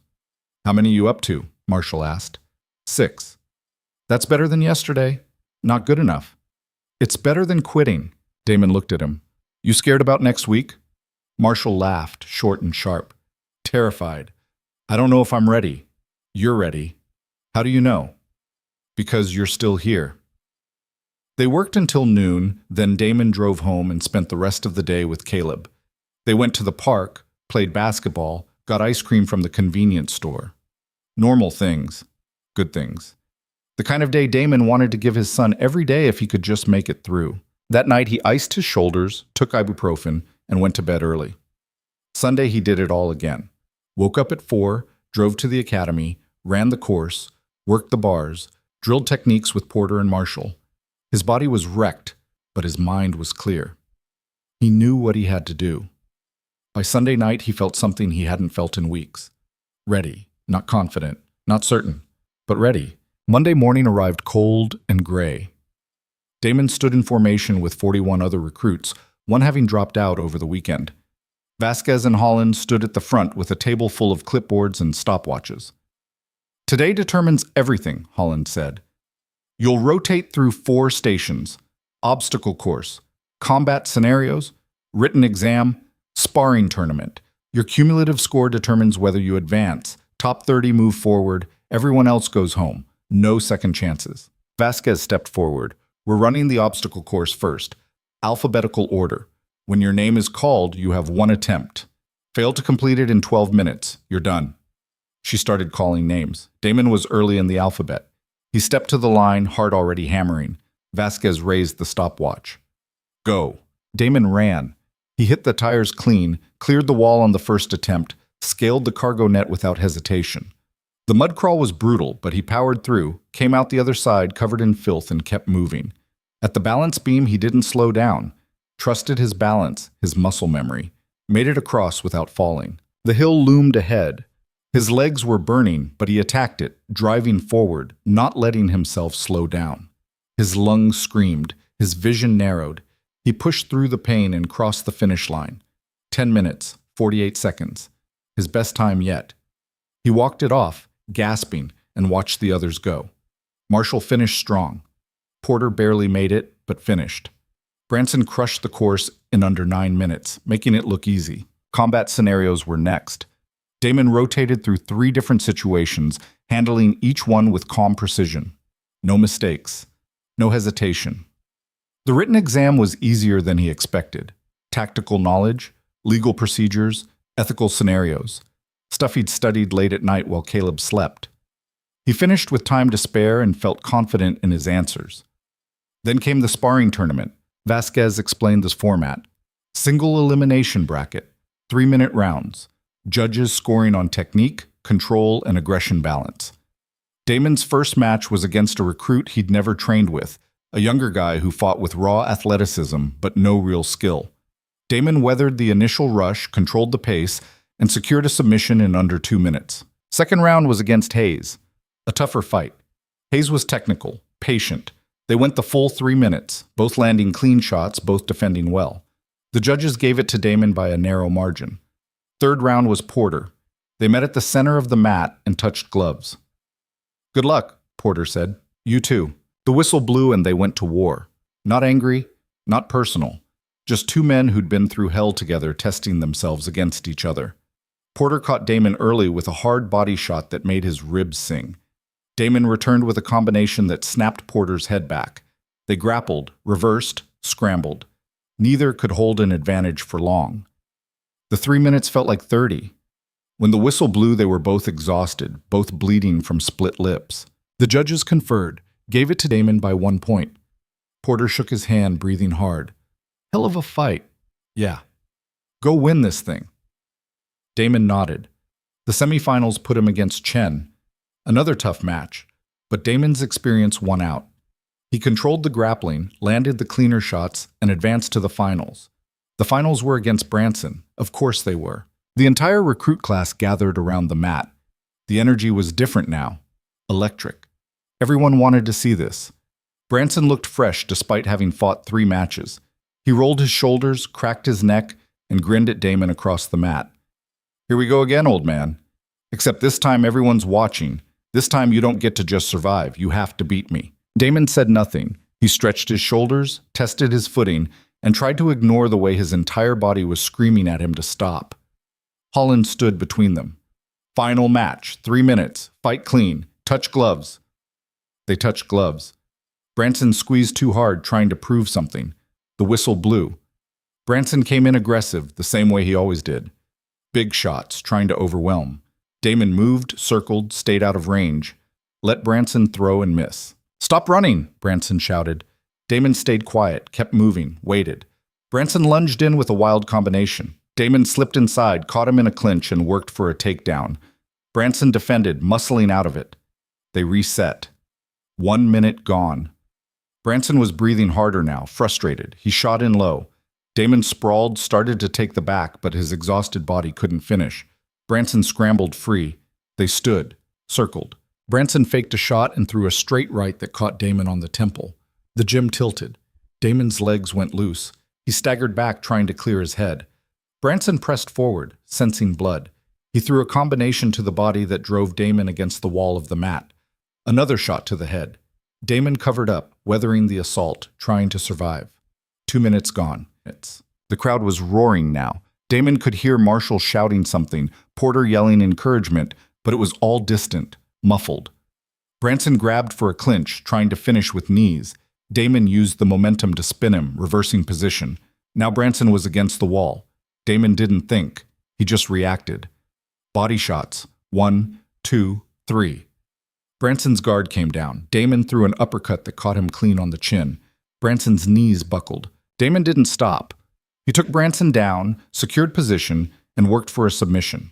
Branson fought it, strong and desperate, but Damon had the angle. He locked in a rear naked choke, squeezed, and felt Branson's body go rigid as the oxygen cut off. Branson tapped, frantic, repeated. The whistle blew. Damon released immediately and rolled off. He lay on the mat, chest heaving, staring at the ceiling while the gym erupted around him. Holland's voice cut through the noise. "Winner, Cade!" Damon closed his eyes. Just for a second, just to let it sink in. Then he sat up, stood, and offered Branson a hand. Branson stared at it. His face was flushed, his eyes burning with humiliation and rage. For a moment, Damon thought he'd refuse. Then Branson took the hand and let Damon pull him up. "Good fight," Damon said quietly. Branson didn't respond. He just walked off the mat, shoving through the crowd, his friends following. Porter came over and clapped Damon on the shoulder. Told you you'd win." Marshall was grinning so wide his face looked like it might split. "That was insane. Did you see his face when you—" "Yeah," Damon said. "I saw." Vasquez approached with her clipboard. "Cade, good work today. Final scores get posted tomorrow, but you're advancing, no question." "Thank you, ma'am." She studied him for a moment. "You've got something most of these kids don't. You know what it costs. Remember that when things get harder." "Yes, ma'am." She walked away. Damon stood there in the center of the mat, surrounded by recruits congratulating him, patting his back, asking how he'd done it. He answered politely, accepted their praise, and felt nothing. No triumph, no relief, just exhaustion. He'd won the fight, passed the evaluation, earned his place. But the real work was just beginning. The locker room felt different after the evaluations, quieter. 30 recruits remained down from the original 60, and the ones who'd made it moved with a kind of cautious respect for each other. They'd all survived the cut. They'd all earned their place. Except Branson didn't see it that way. Damon was at his locker, peeling off his sweat-soaked shirt, when he felt eyes on him. He turned and saw Branson sitting on the bench across the aisle, staring with an expression that went beyond anger into something colder, more personal. "Hell of a lucky shot," Branson said, loud enough for everyone nearby to hear. Damon didn't take the bait. He pulled a clean shirt from his bag and started to put it on. "I'm talking to you." "I know." "So? Nothing to say?" Damon faced him. "What do you want me to say?" "That you got lucky. That I had you and you caught me with a fluke punch." "I didn't get lucky. You dropped your guard and I capitalized." Branson stood up, his jaw tight. "You think you're better than me?" "I think I won the fight." "One fight in training. That doesn't mean anything." Damon pulled his shirt on and closed his locker. "Then why are you so upset about it?" The question hung in the air. Around them, other recruits had stopped what they were doing, watching the confrontation unfold. Marshall stood near the door looking worried. Porter was by the showers, arms crossed, ready to step in if things went bad. Branson's face flushed red. "I'm not upset. I'm just saying you got lucky and everyone here knows it." "Okay," Damon said. "Okay? That's it? What else is there? You think I got lucky? I think I earned it. We're not going to agree, so we move on." Branson stepped closer. "You know what your problem is, old man. You think just because you've lived longer, that makes you wiser. But all I see is someone who wasted his best years and is trying to grab onto something he missed the first time around." The words hit harder than any punch. Not because they were cruel, but because there was truth in them. Damon had wasted years. He had missed opportunities. He was trying to grab onto something that should have been his 15 years ago. But he'd also learned something Branson hadn't, that the truth didn't matter if you let it stop you. "You're right," Damon said quietly. "I did waste years, and I'm trying to grab onto something I missed. But I'm still here, still standing, still moving forward. So whatever you think that says about me, it says more about you that you're spending time worrying about it." Branson's fists clenched. For a second, Damon thought the kid might actually swing. Then Branson seemed to catch himself, seemed to remember where they were and what was at stake. "We'll see who's standing at the end," Branson said. Then he grabbed his bag and walked out, his friends trailing behind him. The locker room stayed quiet for a moment. Then Marshall came over. That was intense. Yeah. You okay? Damon nodded. I'm fine. He's just dealing with his ego. His ego's going to get him kicked out if he's not careful. Maybe. Not my problem. Porter joined them, shaking his head. Kid's wound too tight. He's going to snap. Let him, Damon said. We've got our own work to focus on. They finished changing and headed out. The sun was setting, casting long shadows across the parking lot. Damon's truck sat in the far corner, rusted and tired, but still running. He climbed in, started the engine, and sat there for a moment, hands on the wheel. His phone buzzed. A text from Mrs. Chen. Caleb wants to know if you can help with his science project tonight. Something about volcanoes. Damon smiled despite his exhaustion and typed back. Tell him I'll be home in 30 minutes. The drive back felt longer than usual. Traffic was heavy, the roads clogged with people heading home from work, from school, from wherever their lives took them. Damon sat in the slow crawl of cars and thought about what Branson had said. Wasted his best years. It was true. When he was Branson's age, he'd been unstoppable, stronger, faster, sharper. The Army had taken a raw kid from nowhere and forged him into something dangerous. He'd been good at it. So good that when his enlistment ended, private contractors had offered him 6 figures to go overseas and do the kind of work the government couldn't officially sanction. He'd almost taken it, almost signed the contract. Then he'd met Claire at a coffee shop 2 days before he was supposed to fly out, and everything changed. She'd been reading a book about marine biology, her hair pulled back in a messy ponytail, her face intense with concentration. Damon had walked past her 3 times before working up the courage to say something. When he finally did, she'd looked up and smiled, and that smile had rearranged his entire future. He'd turned down the contract, stayed stateside, got a regular job doing security work. It wasn't glamorous, but it paid enough. And he got to be with Claire. They'd married a year later. Caleb came 2 years after that. Life had been good, simple, normal. Then Claire got sick and normal became a memory Damon couldn't afford to live in anymore. He pulled into the driveway and saw Caleb on the porch, surrounded by poster board and craft supplies. Mrs. Chen was sitting beside him, helping him cut out construction paper. Dad! Caleb jumped up and ran over as Damon got out of the truck. We're making a volcano. Mrs. Chen helped me get all the stuff. Damon ruffled his son's hair. That's great, buddy. Thanks, Mrs. Chen. The old woman stood slowly, her knees creaking. He's very excited. I told him you'd know how to make it explode properly. We'll figure it out. She gathered her things and headed home.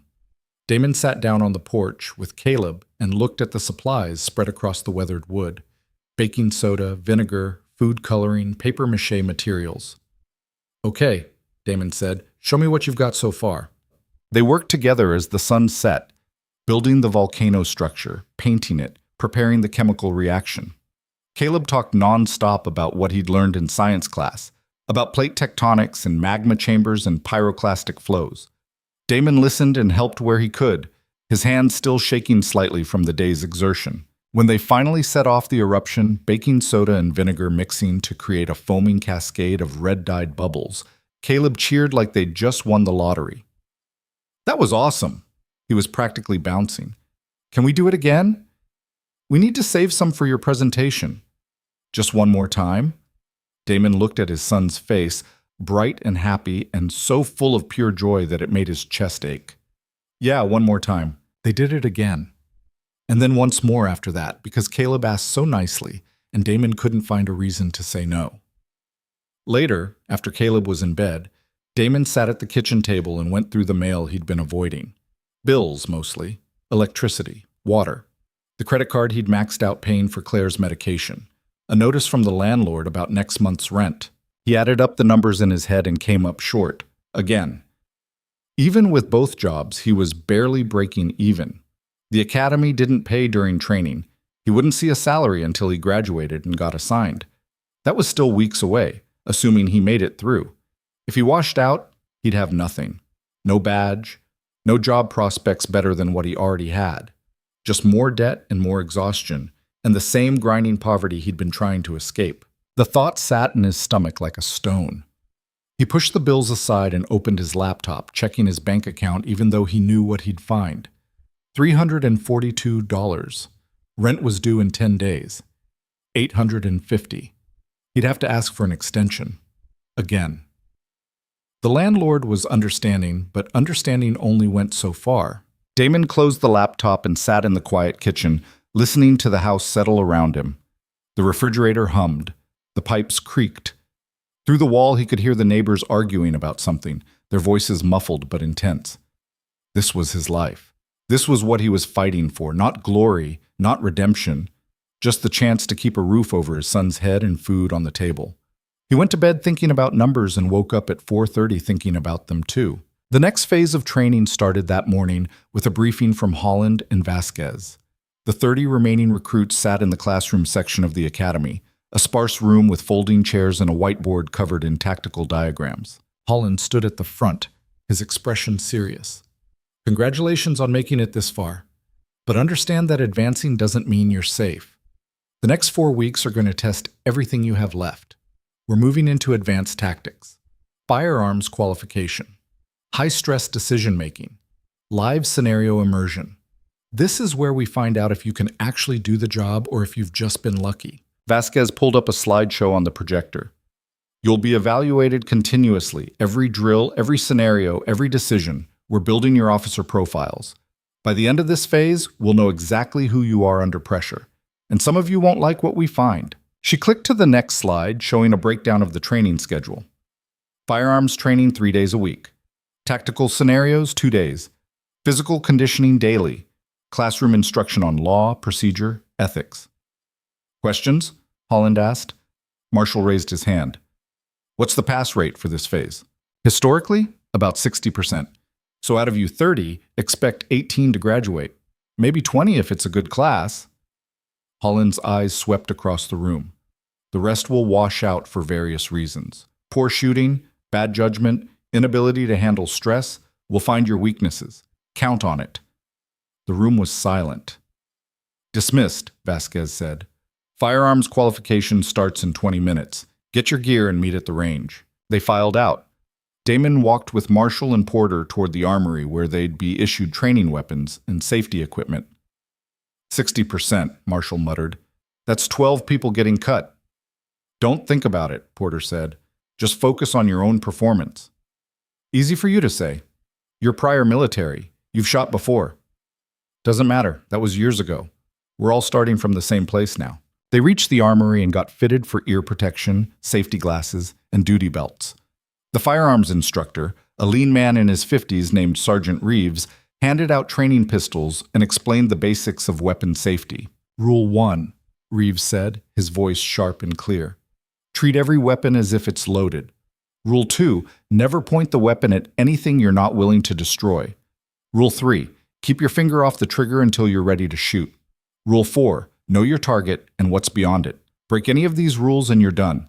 Not just for the day. Done with the academy. Clear? Yes, sir. They moved to the range, an outdoor facility with multiple lanes and paper targets set at various distances. Reeves demonstrated proper stance, grip, sight alignment, trigger control.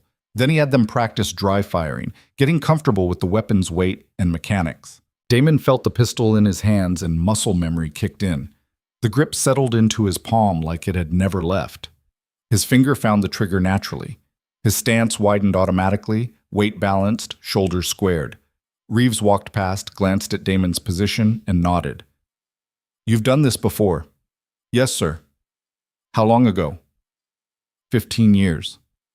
Show me. Reeves loaded Damon's weapon with 5 rounds and pointed him toward a target 25 yards out. Center mass, 5 shots, whenever you're ready. Damon raised the weapon, found his sight picture, controlled his breathing.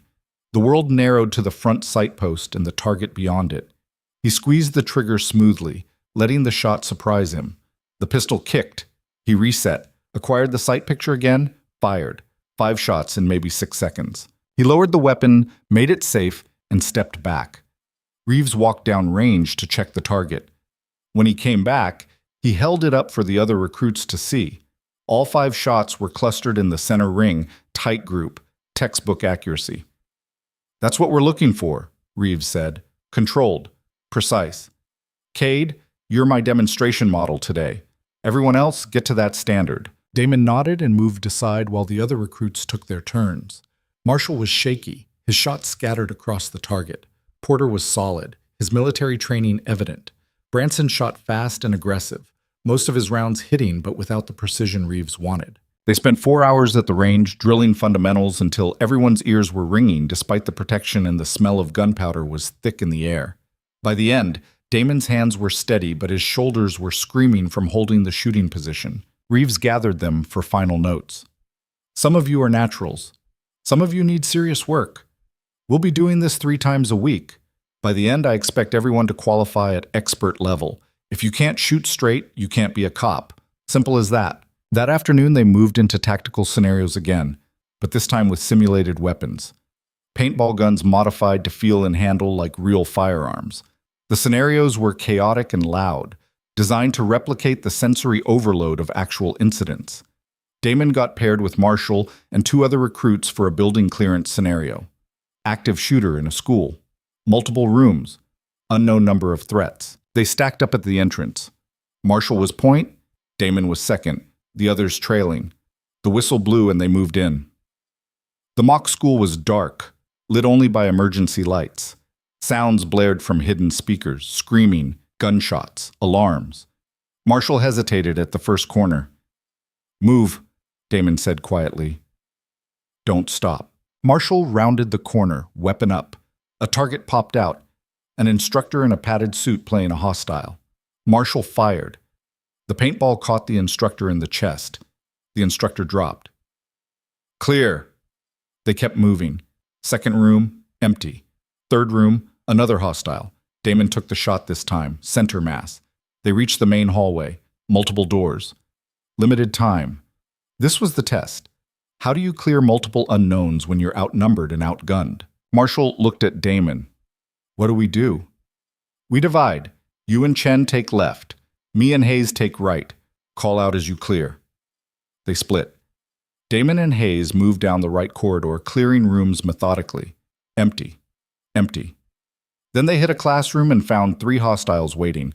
Damon fired twice, dropping 2. Hayes got the third. But in the chaos, a 4th hostile came from behind, an instructor who'd been hiding.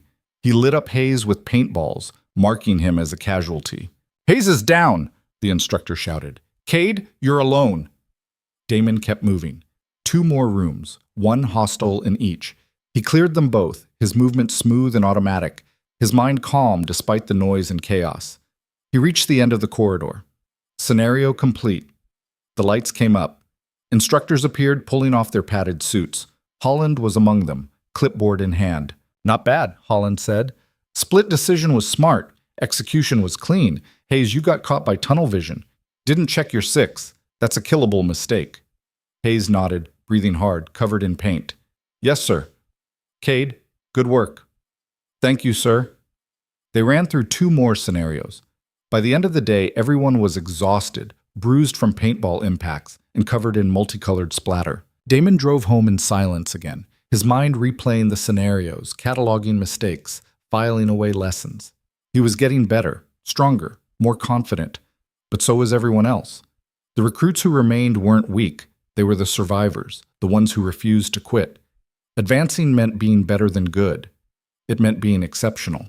The days blurred together again, shooting drills, tactical scenarios, physical conditioning that pushed everyone to their limits. Written exams on legal procedures and ethical decision-making. Damon moved through it with grim determination, his body somehow adapting to the relentless punishment. His shoulders stopped hurting as much. His cardio improved. He could run the obstacle course in under 10 minutes now. But the stress was taking its toll in other ways. He was losing weight he couldn't afford to lose. His hands shook sometimes when he wasn't holding something. He'd wake up in the middle of the night with his heart racing and no memory of what he'd been dreaming. Caleb noticed. At dinner one night, about 3 weeks into the advanced phase, his son put down his fork and looked at Damon with those 2 observant eyes. "Dad, are you okay?" "I'm fine, buddy. Why? You look really tired. More than before." Damon forced a smile. "Just working hard, but it's good work." "Are you still going to be a policeman?" "That's the plan." When? If I pass all the tests, maybe another couple weeks. Caleb's face brightened. And then we'll have more money? The question hit like a gut punch. Damon hadn't realized Caleb understood how tight things were. He tried to shield his son from the financial stress, but kids noticed more than you thought. Yeah, Damon said. Then we'll have more money. Things will be better. Good. Because I heard you talking to the landlord last week. You sounded worried. Damon reached across the table and took his son's hand. Hey, look at me. You don't need to worry about that stuff. That's my job. Your job is to do well in school and be a kid.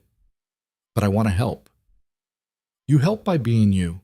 By being the best kid I could ask for. That's all I need. Caleb nodded, but he still looked uncertain. Damon squeezed his hand once more and tried to push away the guilt that came from knowing his son was carrying stress no 9-year-old should have to carry.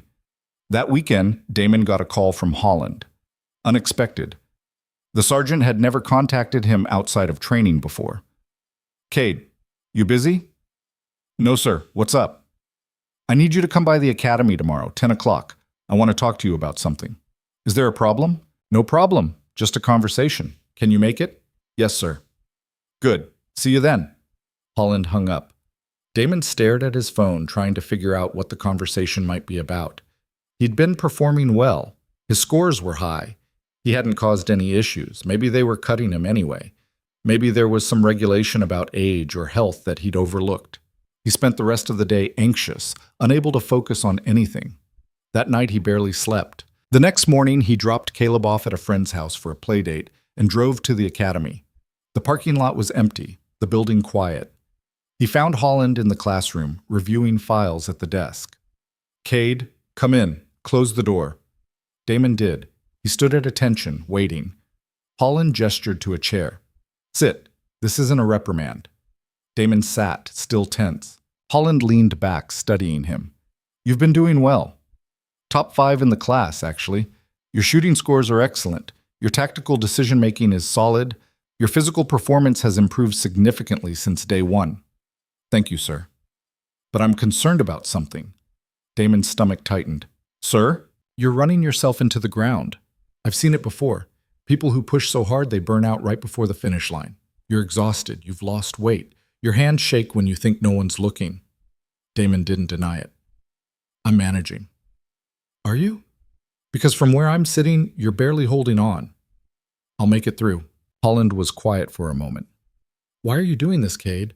And don't give me the line about needing a job. Everyone here needs a job. But most people would have quit by now. Most people your age wouldn't even try. So why are you putting yourself through this? Damon looked at his hands, at the calluses and scars, the evidence of hard work and harder years. I have a son. He's 9. His mother died 3 years ago. Since then, I've been working 2 jobs just to keep us from being homeless. He wears shoes 2 sizes too small because I can't afford new ones. He eats cereal for dinner sometimes because that's all I have in the house. And he never complains, never asks for anything, just trusts that I'm doing my best. He looked up, met Holland's eyes. I'm doing this because my best isn't good enough anymore. I need to be better, stronger. I need to give him a life where he doesn't have to worry about money or whether we'll have a home next month. This job, this badge, it's the only way I can do that. So yeah, I'm exhausted. Yeah, I'm barely holding on. But quitting isn't an option because if I quit, I've got nothing else to give him. Holland absorbed that. When he spoke, his voice was gentler than Damon had ever heard it. That's a lot of weight to carry. It's my weight to carry. Is it helping? This training, is it making you better? Damon thought about it. Yes, not just physically. I'm remembering who I used to be before life broke me down. I'm remembering that I'm capable of more than just surviving. Holland nodded slowly. Okay, here's what I'm going to tell you. You've got 2 weeks left before final evaluations, 2 weeks to prove you belong here. I believe you can do it, but you need to take care of yourself. You can't pour from an empty cup. Understand? Yes, sir. I mean it, Cade.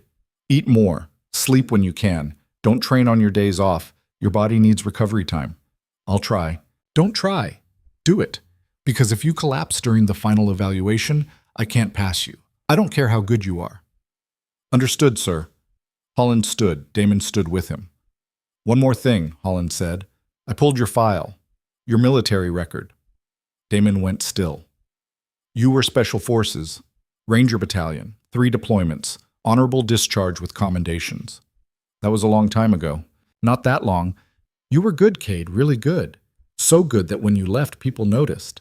I'm curious why someone with your background ended up doing security work instead of staying in the fight.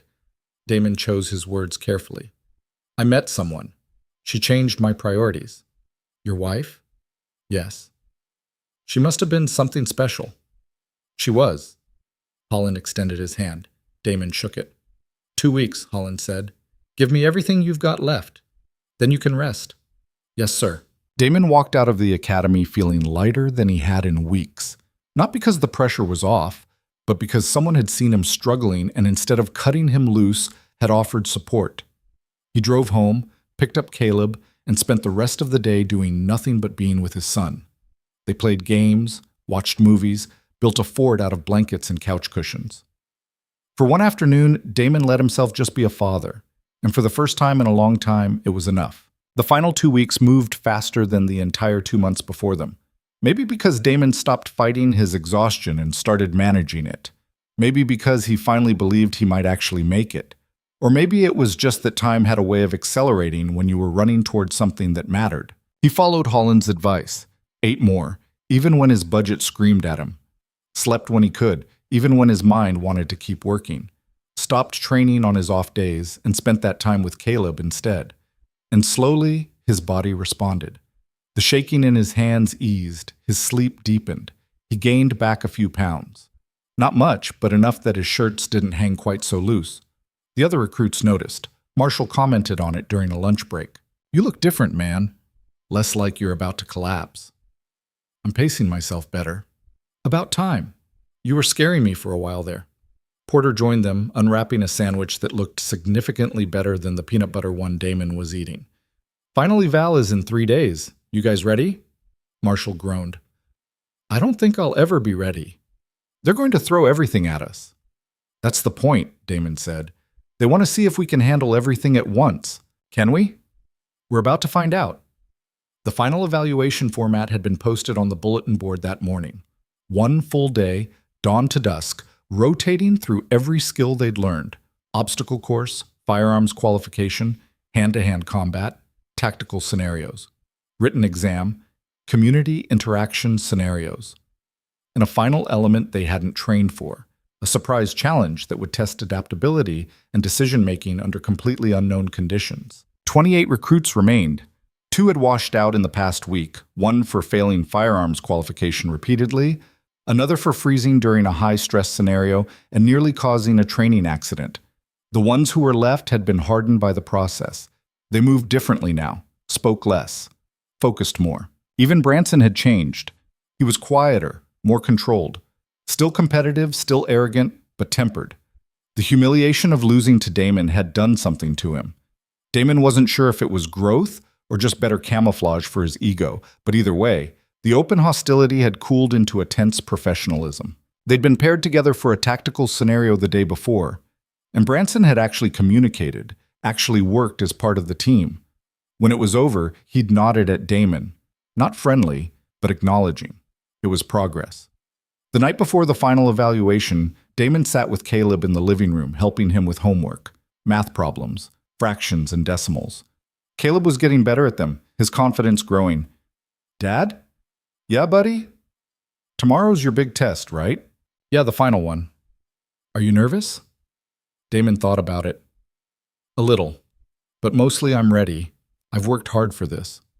You're going to pass. I know you are. How do you know? Caleb looked at him with those serious eyes, so much older than 9 years should allow. Because you don't give up. Mom used to say that. She said you were the stubbornest person she ever met, and that's why she loved you. Damon felt his throat tighten. She said that? Yeah, before she got really sick. She told me that if anything happened to her, I shouldn't worry because you'd figure it out. You always figure it out. He hadn't cried when Claire died.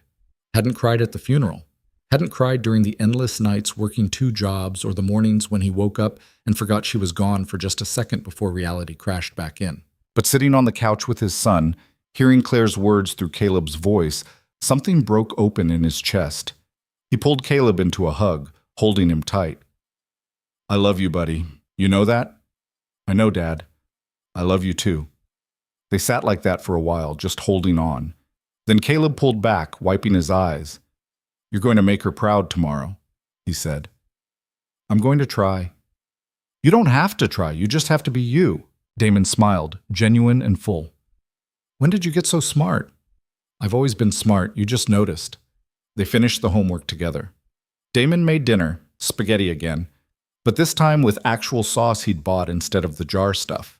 They ate and talked and laughed, and for those few hours the weight of tomorrow didn't exist.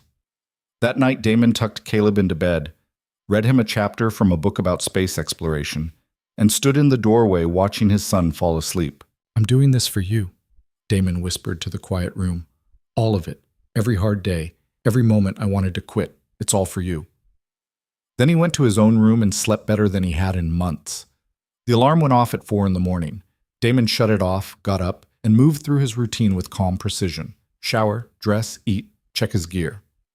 By 5, he was in the truck heading to the academy. The parking lot was already filling up, recruits arriving early, nervous energy crackling through the pre-dawn darkness. Damon parked next to Porter's car, and they walked in together, neither speaking. There was nothing left to say. Inside, the gym had been transformed. Stations set up around the perimeter, each one marked with a different evaluation component. Instructors standing at attention, clipboards ready. Holland and Vasquez at the center, waiting. At 6 o'clock exactly, Vasquez blew her whistle. Form up! 28 recruits snapped into formation.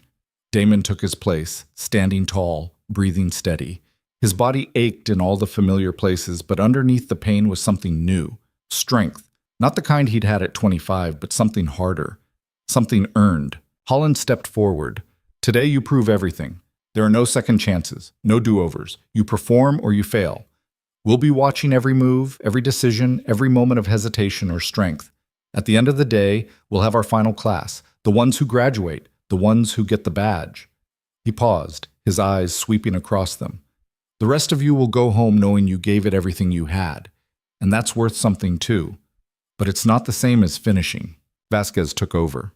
You'll rotate through stations in assigned groups. Your group assignments are posted. You have 2 minutes to check and get to your first station. Move! The recruits scattered. Damon found his name on the list. Group C. Starting with firearms qualification. He joined Marshall and 4 others at the range. Sergeant Reeves was waiting, the same training pistols laid out on the table. Qualification standard is 80% accuracy at 25 yards, Reeves said. 20 rounds. You need 16 hits inside the scoring zone. Anything less, you fail this station. First up, Cade.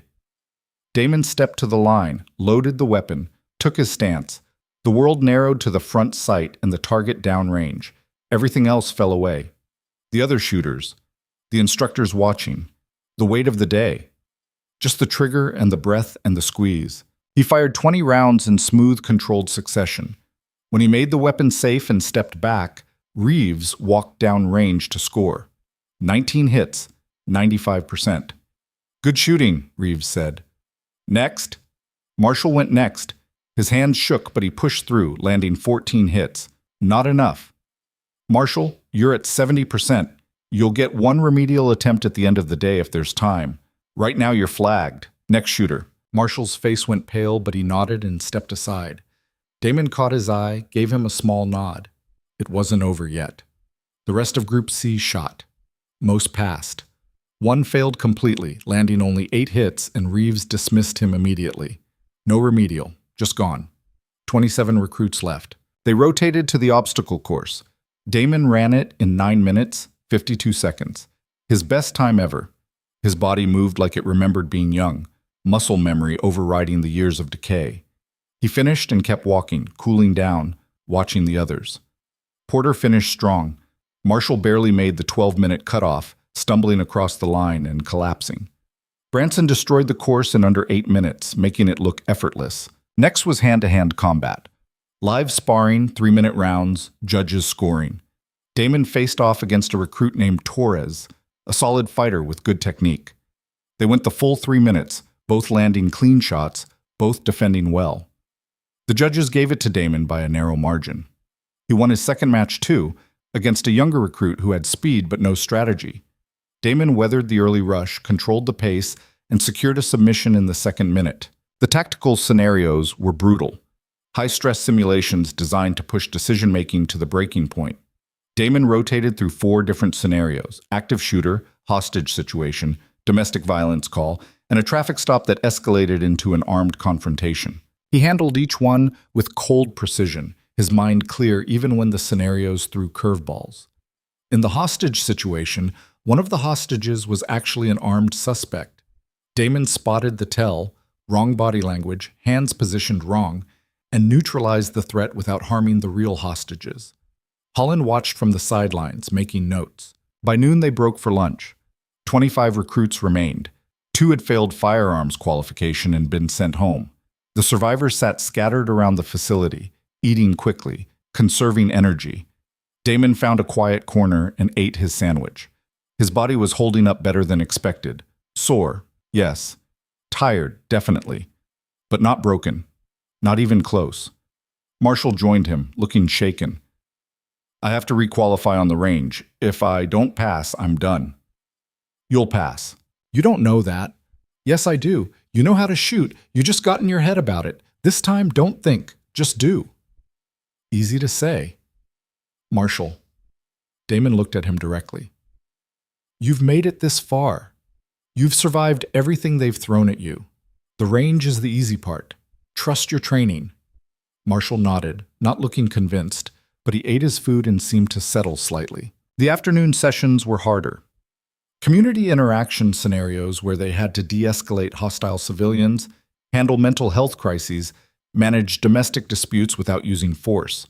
These were the situations where empathy mattered more than strength, where reading people was more important than reading threats. Damon excelled. The years of being a single father, of navigating Caleb's emotions and fears, of talking his son through hard moments with patience and understanding, had given him skills these younger recruits didn't have. He could read fear. He could read pain. He could tell the difference between someone who wanted to fight and someone who wanted to be heard. In one scenario, he talked down an instructor playing a suicidal individual on a bridge. In another, he mediated a family dispute where everyone was shouting and nobody was listening. Each time he stayed calm, stayed present, and found the words that cut through the noise. Vasquez watched him handle a particularly volatile scenario, a mentally ill person refusing medical help. And when it was over, she pulled him aside. That was good work, Cade. Really good. You have something a lot of these kids don't. You understand people. I've had practice. It shows. Keep it up. The written exam came next. Legal procedures, ethical decision-making, tactical knowledge. Damon worked through it methodically, taking his time, double-checking his answers. He'd studied these materials late at night while Caleb slept, reading by lamplight until his eyes burned. When he finished, he felt confident. Not certain, but confident. By late afternoon, they'd completed every standard evaluation component. 24 recruits remained. 1 had failed the tactical scenarios. Another had been dismissed for poor performance in the community interaction section. Holland gathered them in the gym. Final element. The surprise challenge. This is where we see who you really are when everything you know goes out the window. He gestured to the mock building setup. You're going to enter that structure alone. Inside, you'll face a scenario we haven't trained you for. Something unexpected, something that requires you to think, to adapt, to make the right call with no preparation. You'll be scored on your decision-making process, your composure, and your ability to justify your actions afterward. This is pass-fail. Handle it well. You're still in. Handle it poorly. You're done. Questions? No one spoke. Good. First up, Branson. Branson walked into the structure. The door closed behind him. For 3 minutes, there was silence. Then the door opened and he walked out, his face unreadable. He didn't look at anyone. One by one, recruits went in. Some came out looking confident. Others looked shaken. One came out crying and walked straight to his car. 23 left. Marshall went in, came out 5 minutes later looking pale but determined. Porter went in, came out calm. Cade, you're up. Damon entered the structure. The door closed. The lighting was dim, emergency bulbs casting harsh shadows. He moved forward, clearing corners out of habit. He found the scenario in the main room. An instructor was on the floor, playing injured. Another instructor stood over him, playing a civilian who was clearly in shock. A third instructor sat in the corner, playing a child, maybe 7 or 8 years old, crying. And on the table between them was a training pistol and a cell phone. The injured instructor looked at Damon, his face covered in fake blood. "Officer, thank God this man tried to rob us. I fought him off, but he dropped his gun. I think he's still in the building." The civilian in shock spoke, his voice shaking. "That's not what happened. He attacked me. He's lying. I was just trying to protect my daughter." He gestured to the crying child. The injured instructor shook his head. "He's lying. I'm the victim here. You need to arrest him." Damon looked between them. The scenario was designed to be ambiguous. No clear right answer. Just two conflicting stories and a weapon that could belong to either one. He took a breath and made his assessment. The civilian's body language was wrong, too controlled for someone in genuine shock. The injured instructor's wounds were defensive, forearms, hands, consistent with someone fighting off an attack. And the child was crying but watching the civilian, not seeking comfort from him. Damon made his decision. He secured the weapon first. Then he moved to the civilian, keeping himself between the man and the child. "Sir, I need you to step back and put your hands where I can see them." "What? I'm the victim here." "I'm still determining that. Right now, I need you to comply." The civilian complied, playing the role. Damon then moved to the injured instructor. "Can you tell me what happened?" "I was walking home with my daughter. That man approached us with a gun, tried to rob us. I grabbed the gun and we fought. He dropped it and ran, but I think he's still close." Damon looked at the child. "Sweetie, is that man your father?"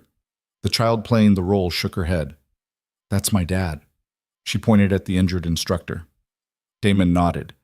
He looked at the civilian. "Sir, you're being detained while I sort this out. Turn around and put your hands behind your back." The scenario ended. Holland stepped out from the shadows where he'd been observing. "Explain your reasoning." The child's reaction indicated who her parent was. The injury pattern on the victim was consistent with defensive wounds. The suspect's body language and story didn't match his claimed emotional state. "I secured the weapon, separated the parties, and detained the suspect until I could verify the facts." Holland made a note. "What if you were wrong? What if the civilian was telling the truth? Then I apologize for the inconvenience and release him once I verify his story. Detaining someone temporarily to ensure safety isn't the same as arresting them. I'd rather be cautious and wrong than reckless and let a dangerous person go." Holland studied him for a long moment. Then he nodded. "Good call. You passed."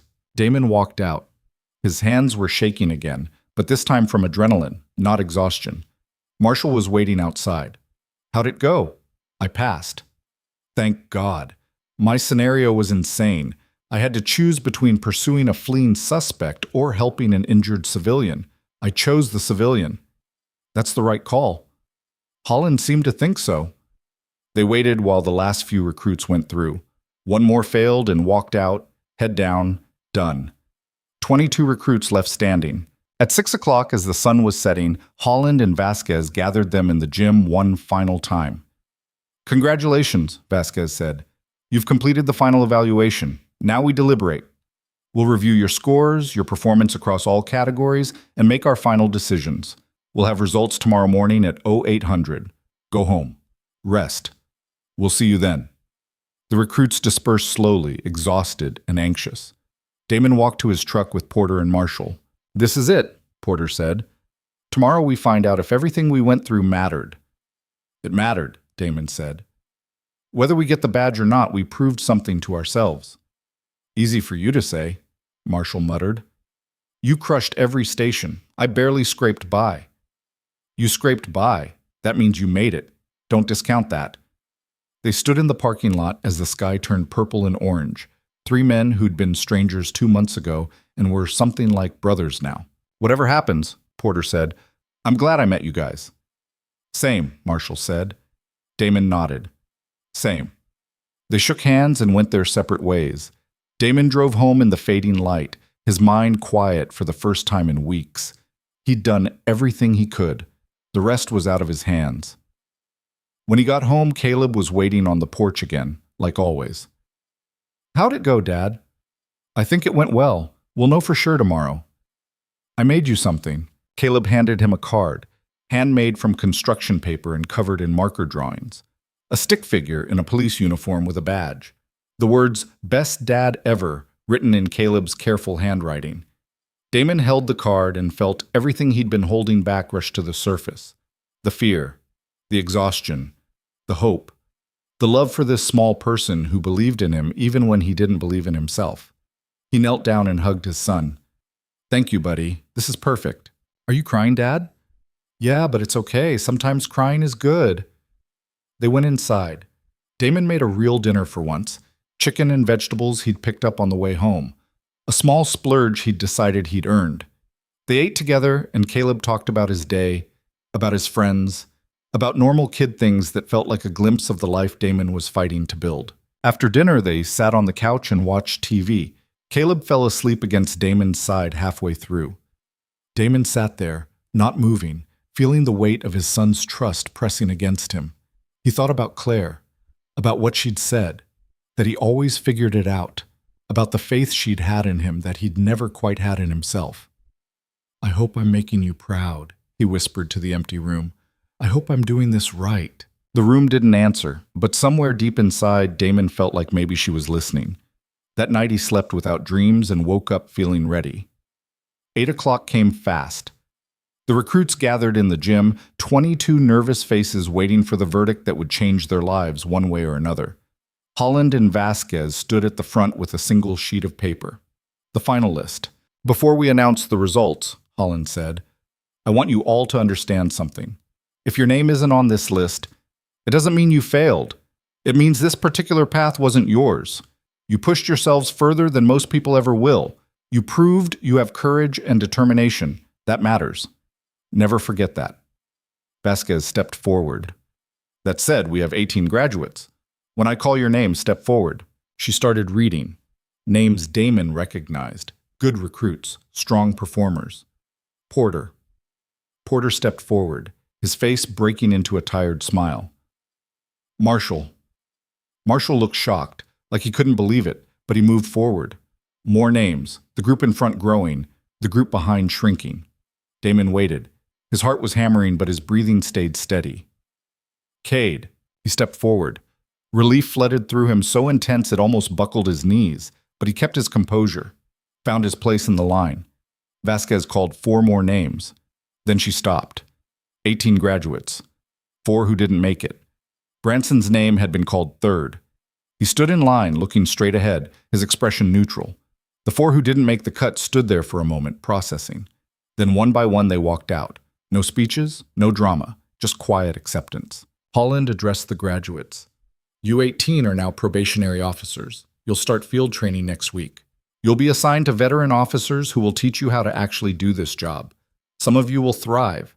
Some of you will struggle, but you've earned the right to try. Congratulations. The room erupted in applause and cheers. Recruits hugged each other, shook hands, some crying, some laughing. Marshall grabbed Damon in a bear hug. We did it, man. We actually did it. Porter came over, grinning wider than Damon had ever seen. Told you we'd make it. Damon stood there surrounded by people who understood what they'd all been through, and for the first time in 3 years, he felt like he'd accomplished something that mattered. The ceremony was simple. They each received their badge and their assignment. Damon got assigned to the East Precinct, field training under a 20-year veteran named Officer Diaz. When Vasquez handed him his badge, she shook his hand. You earned this, Cade. Don't forget that when the hard days come. And they will come. I won't forget, Damon said. Holland came over afterward. I knew you'd make it. From that first day when everyone was laughing at you, I knew. You had something they didn't. You had a reason. Thank you, sir, for believing in me, for pushing me. Thank you for not quitting. You reminded me why we do this job. To serve people who need it, people like your son. Make him proud. I will. Damon walked out of the academy with his badge in his pocket and his head held higher than it had been in years. The sun was bright, the air was clear, and the future that had seemed impossible 2 months ago was suddenly real. He drove home carefully, taking his time, letting the reality sink in. He had a job now, a real job with benefits and a salary that would actually cover the bills. He could get Caleb new shoes, fix the truck, maybe even save a little money for the first time in years. But more than that, he'd proven something to himself, that he wasn't broken, that he wasn't just a tired single dad barely surviving, that he was still capable of being strong, of rising to a challenge, of becoming something better. When he pulled into the driveway, Mrs. Chen was outside with Caleb. She saw Damon's face and smiled. "You did it." "I did it," Caleb ran over. "You passed? You're a policeman now?" Damon pulled out the badge and showed it to his son. "I'm a policeman now." Caleb's eyes went wide. He touched the badge gently, like it was made of glass. "Can I tell my friends?" "You can tell anyone you want." Caleb hugged him, and Damon hugged back, holding his son tight. Mrs. Chen came over and patted Damon's arm. "Your wife would be very proud." "Thank you. I hope so." "She would. And so am I. You've worked so hard for this." Damon nodded, not trusting his voice. That evening they celebrated. Nothing fancy, just pizza from the place down the street and ice cream from the convenience store. But Caleb was so happy, so proud of his dad, that it felt like the best meal Damon had ever had. Later, after Caleb was in bed, Damon sat on the porch in the cool night air and thought about everything that had brought him to this moment. The loss, the struggle, the days when he wanted to give up but couldn't because someone depended on him. The slow, painful journey from broken to functional to strong. He thought about the people at the academy who'd looked at him like he was a joke. Branson and his friends who'd mocked him for being old, for being tired, for not belonging. He could have let their voices define him, could have believed them when they said he wasn't good enough. But he'd chosen differently. He'd chosen to keep showing up, to keep pushing, to prove that the strength that mattered wasn't about youth or physical perfection. It was about refusing to quit when everything in your life told you quitting made sense. The thing about being underestimated, Damon realized, was that it gave you freedom. People who dismissed you stopped watching you. They assumed you'd fail and turned their attention elsewhere. And while they were busy looking at the ones they thought were threats, you could work in the shadows, building yourself into something they never saw coming. That's what he'd done. Quietly, relentlessly, without fanfare or boasting. He'd taken all the pain and exhaustion and fear and forged it into something useful, something strong. And when the moment came, when everyone was watching and waiting for him to break, he'd shown them who he really was. Not the struggling single dad they'd laughed at, not the old man they'd dismissed, but someone who'd been shaped by hardship into something harder than they could imagine. He'd won not through luck, but through discipline, through the accumulated weight of 1,000 small decisions to keep going when stopping would have been easier. There was a lesson in that, Damon thought, one that went beyond police academies and sparring matches. Life had a way of breaking people down, of convincing them they were less than they were, of making them believe their best days were behind them. But the truth was different. The truth was that strength wasn't something you lost when you got older or when life got hard. It was something you built, slowly, painfully, through every moment you chose to stand up instead of stay down. Your past didn't define you, your mistakes didn't own you, and other people's opinions about what you could or couldn't do were just noise that you could choose to ignore. What mattered was what you did when everything was against you, when your body hurt and your bank account was empty and your son needed shoes and the world kept throwing obstacles in your path. Did you fold or did you find a way forward? Damon had found a way forward, and in doing so, he'd reclaimed something he thought he'd lost forever: his dignity, his purpose, his sense of self-worth. He wasn't the same man he'd been before Claire died. That man was gone. But this new version, weathered and scarred and stronger for it, was someone he could be proud of, someone his son could look up to, someone who'd earned every hard-won inch of ground. The badge in his pocket wasn't just a piece of metal. It was proof that transformation was possible, that you could be broken and still put yourself back together, that being underestimated wasn't a sentence, it was an opportunity. Damon stood up, stretched his tired body, and looked up at the stars. Somewhere out there, he liked to think Claire was watching, seeing what he'd made of himself, seeing how he'd kept their family together, how he'd given Caleb stability and love, how he'd refused to let grief define him. "I did it," he said to the night sky. "I kept my promise. I figured it out." The stars didn't answer, but the silence felt less empty than it used to. Damon went inside, checked on Caleb one more time, and went to bed. Tomorrow he'd start field training. Tomorrow he'd begin the next chapter. Tomorrow there would be new challenges and new obstacles. But tonight, he could rest. Tonight, he could feel proud. Tonight, he was exactly who he needed to be. A father. A fighter. A man who'd proven that the most dangerous thing in any room wasn't the loudest or the strongest or the youngest. It was the one who refused to quit. And Damon Cade had never been good at quitting.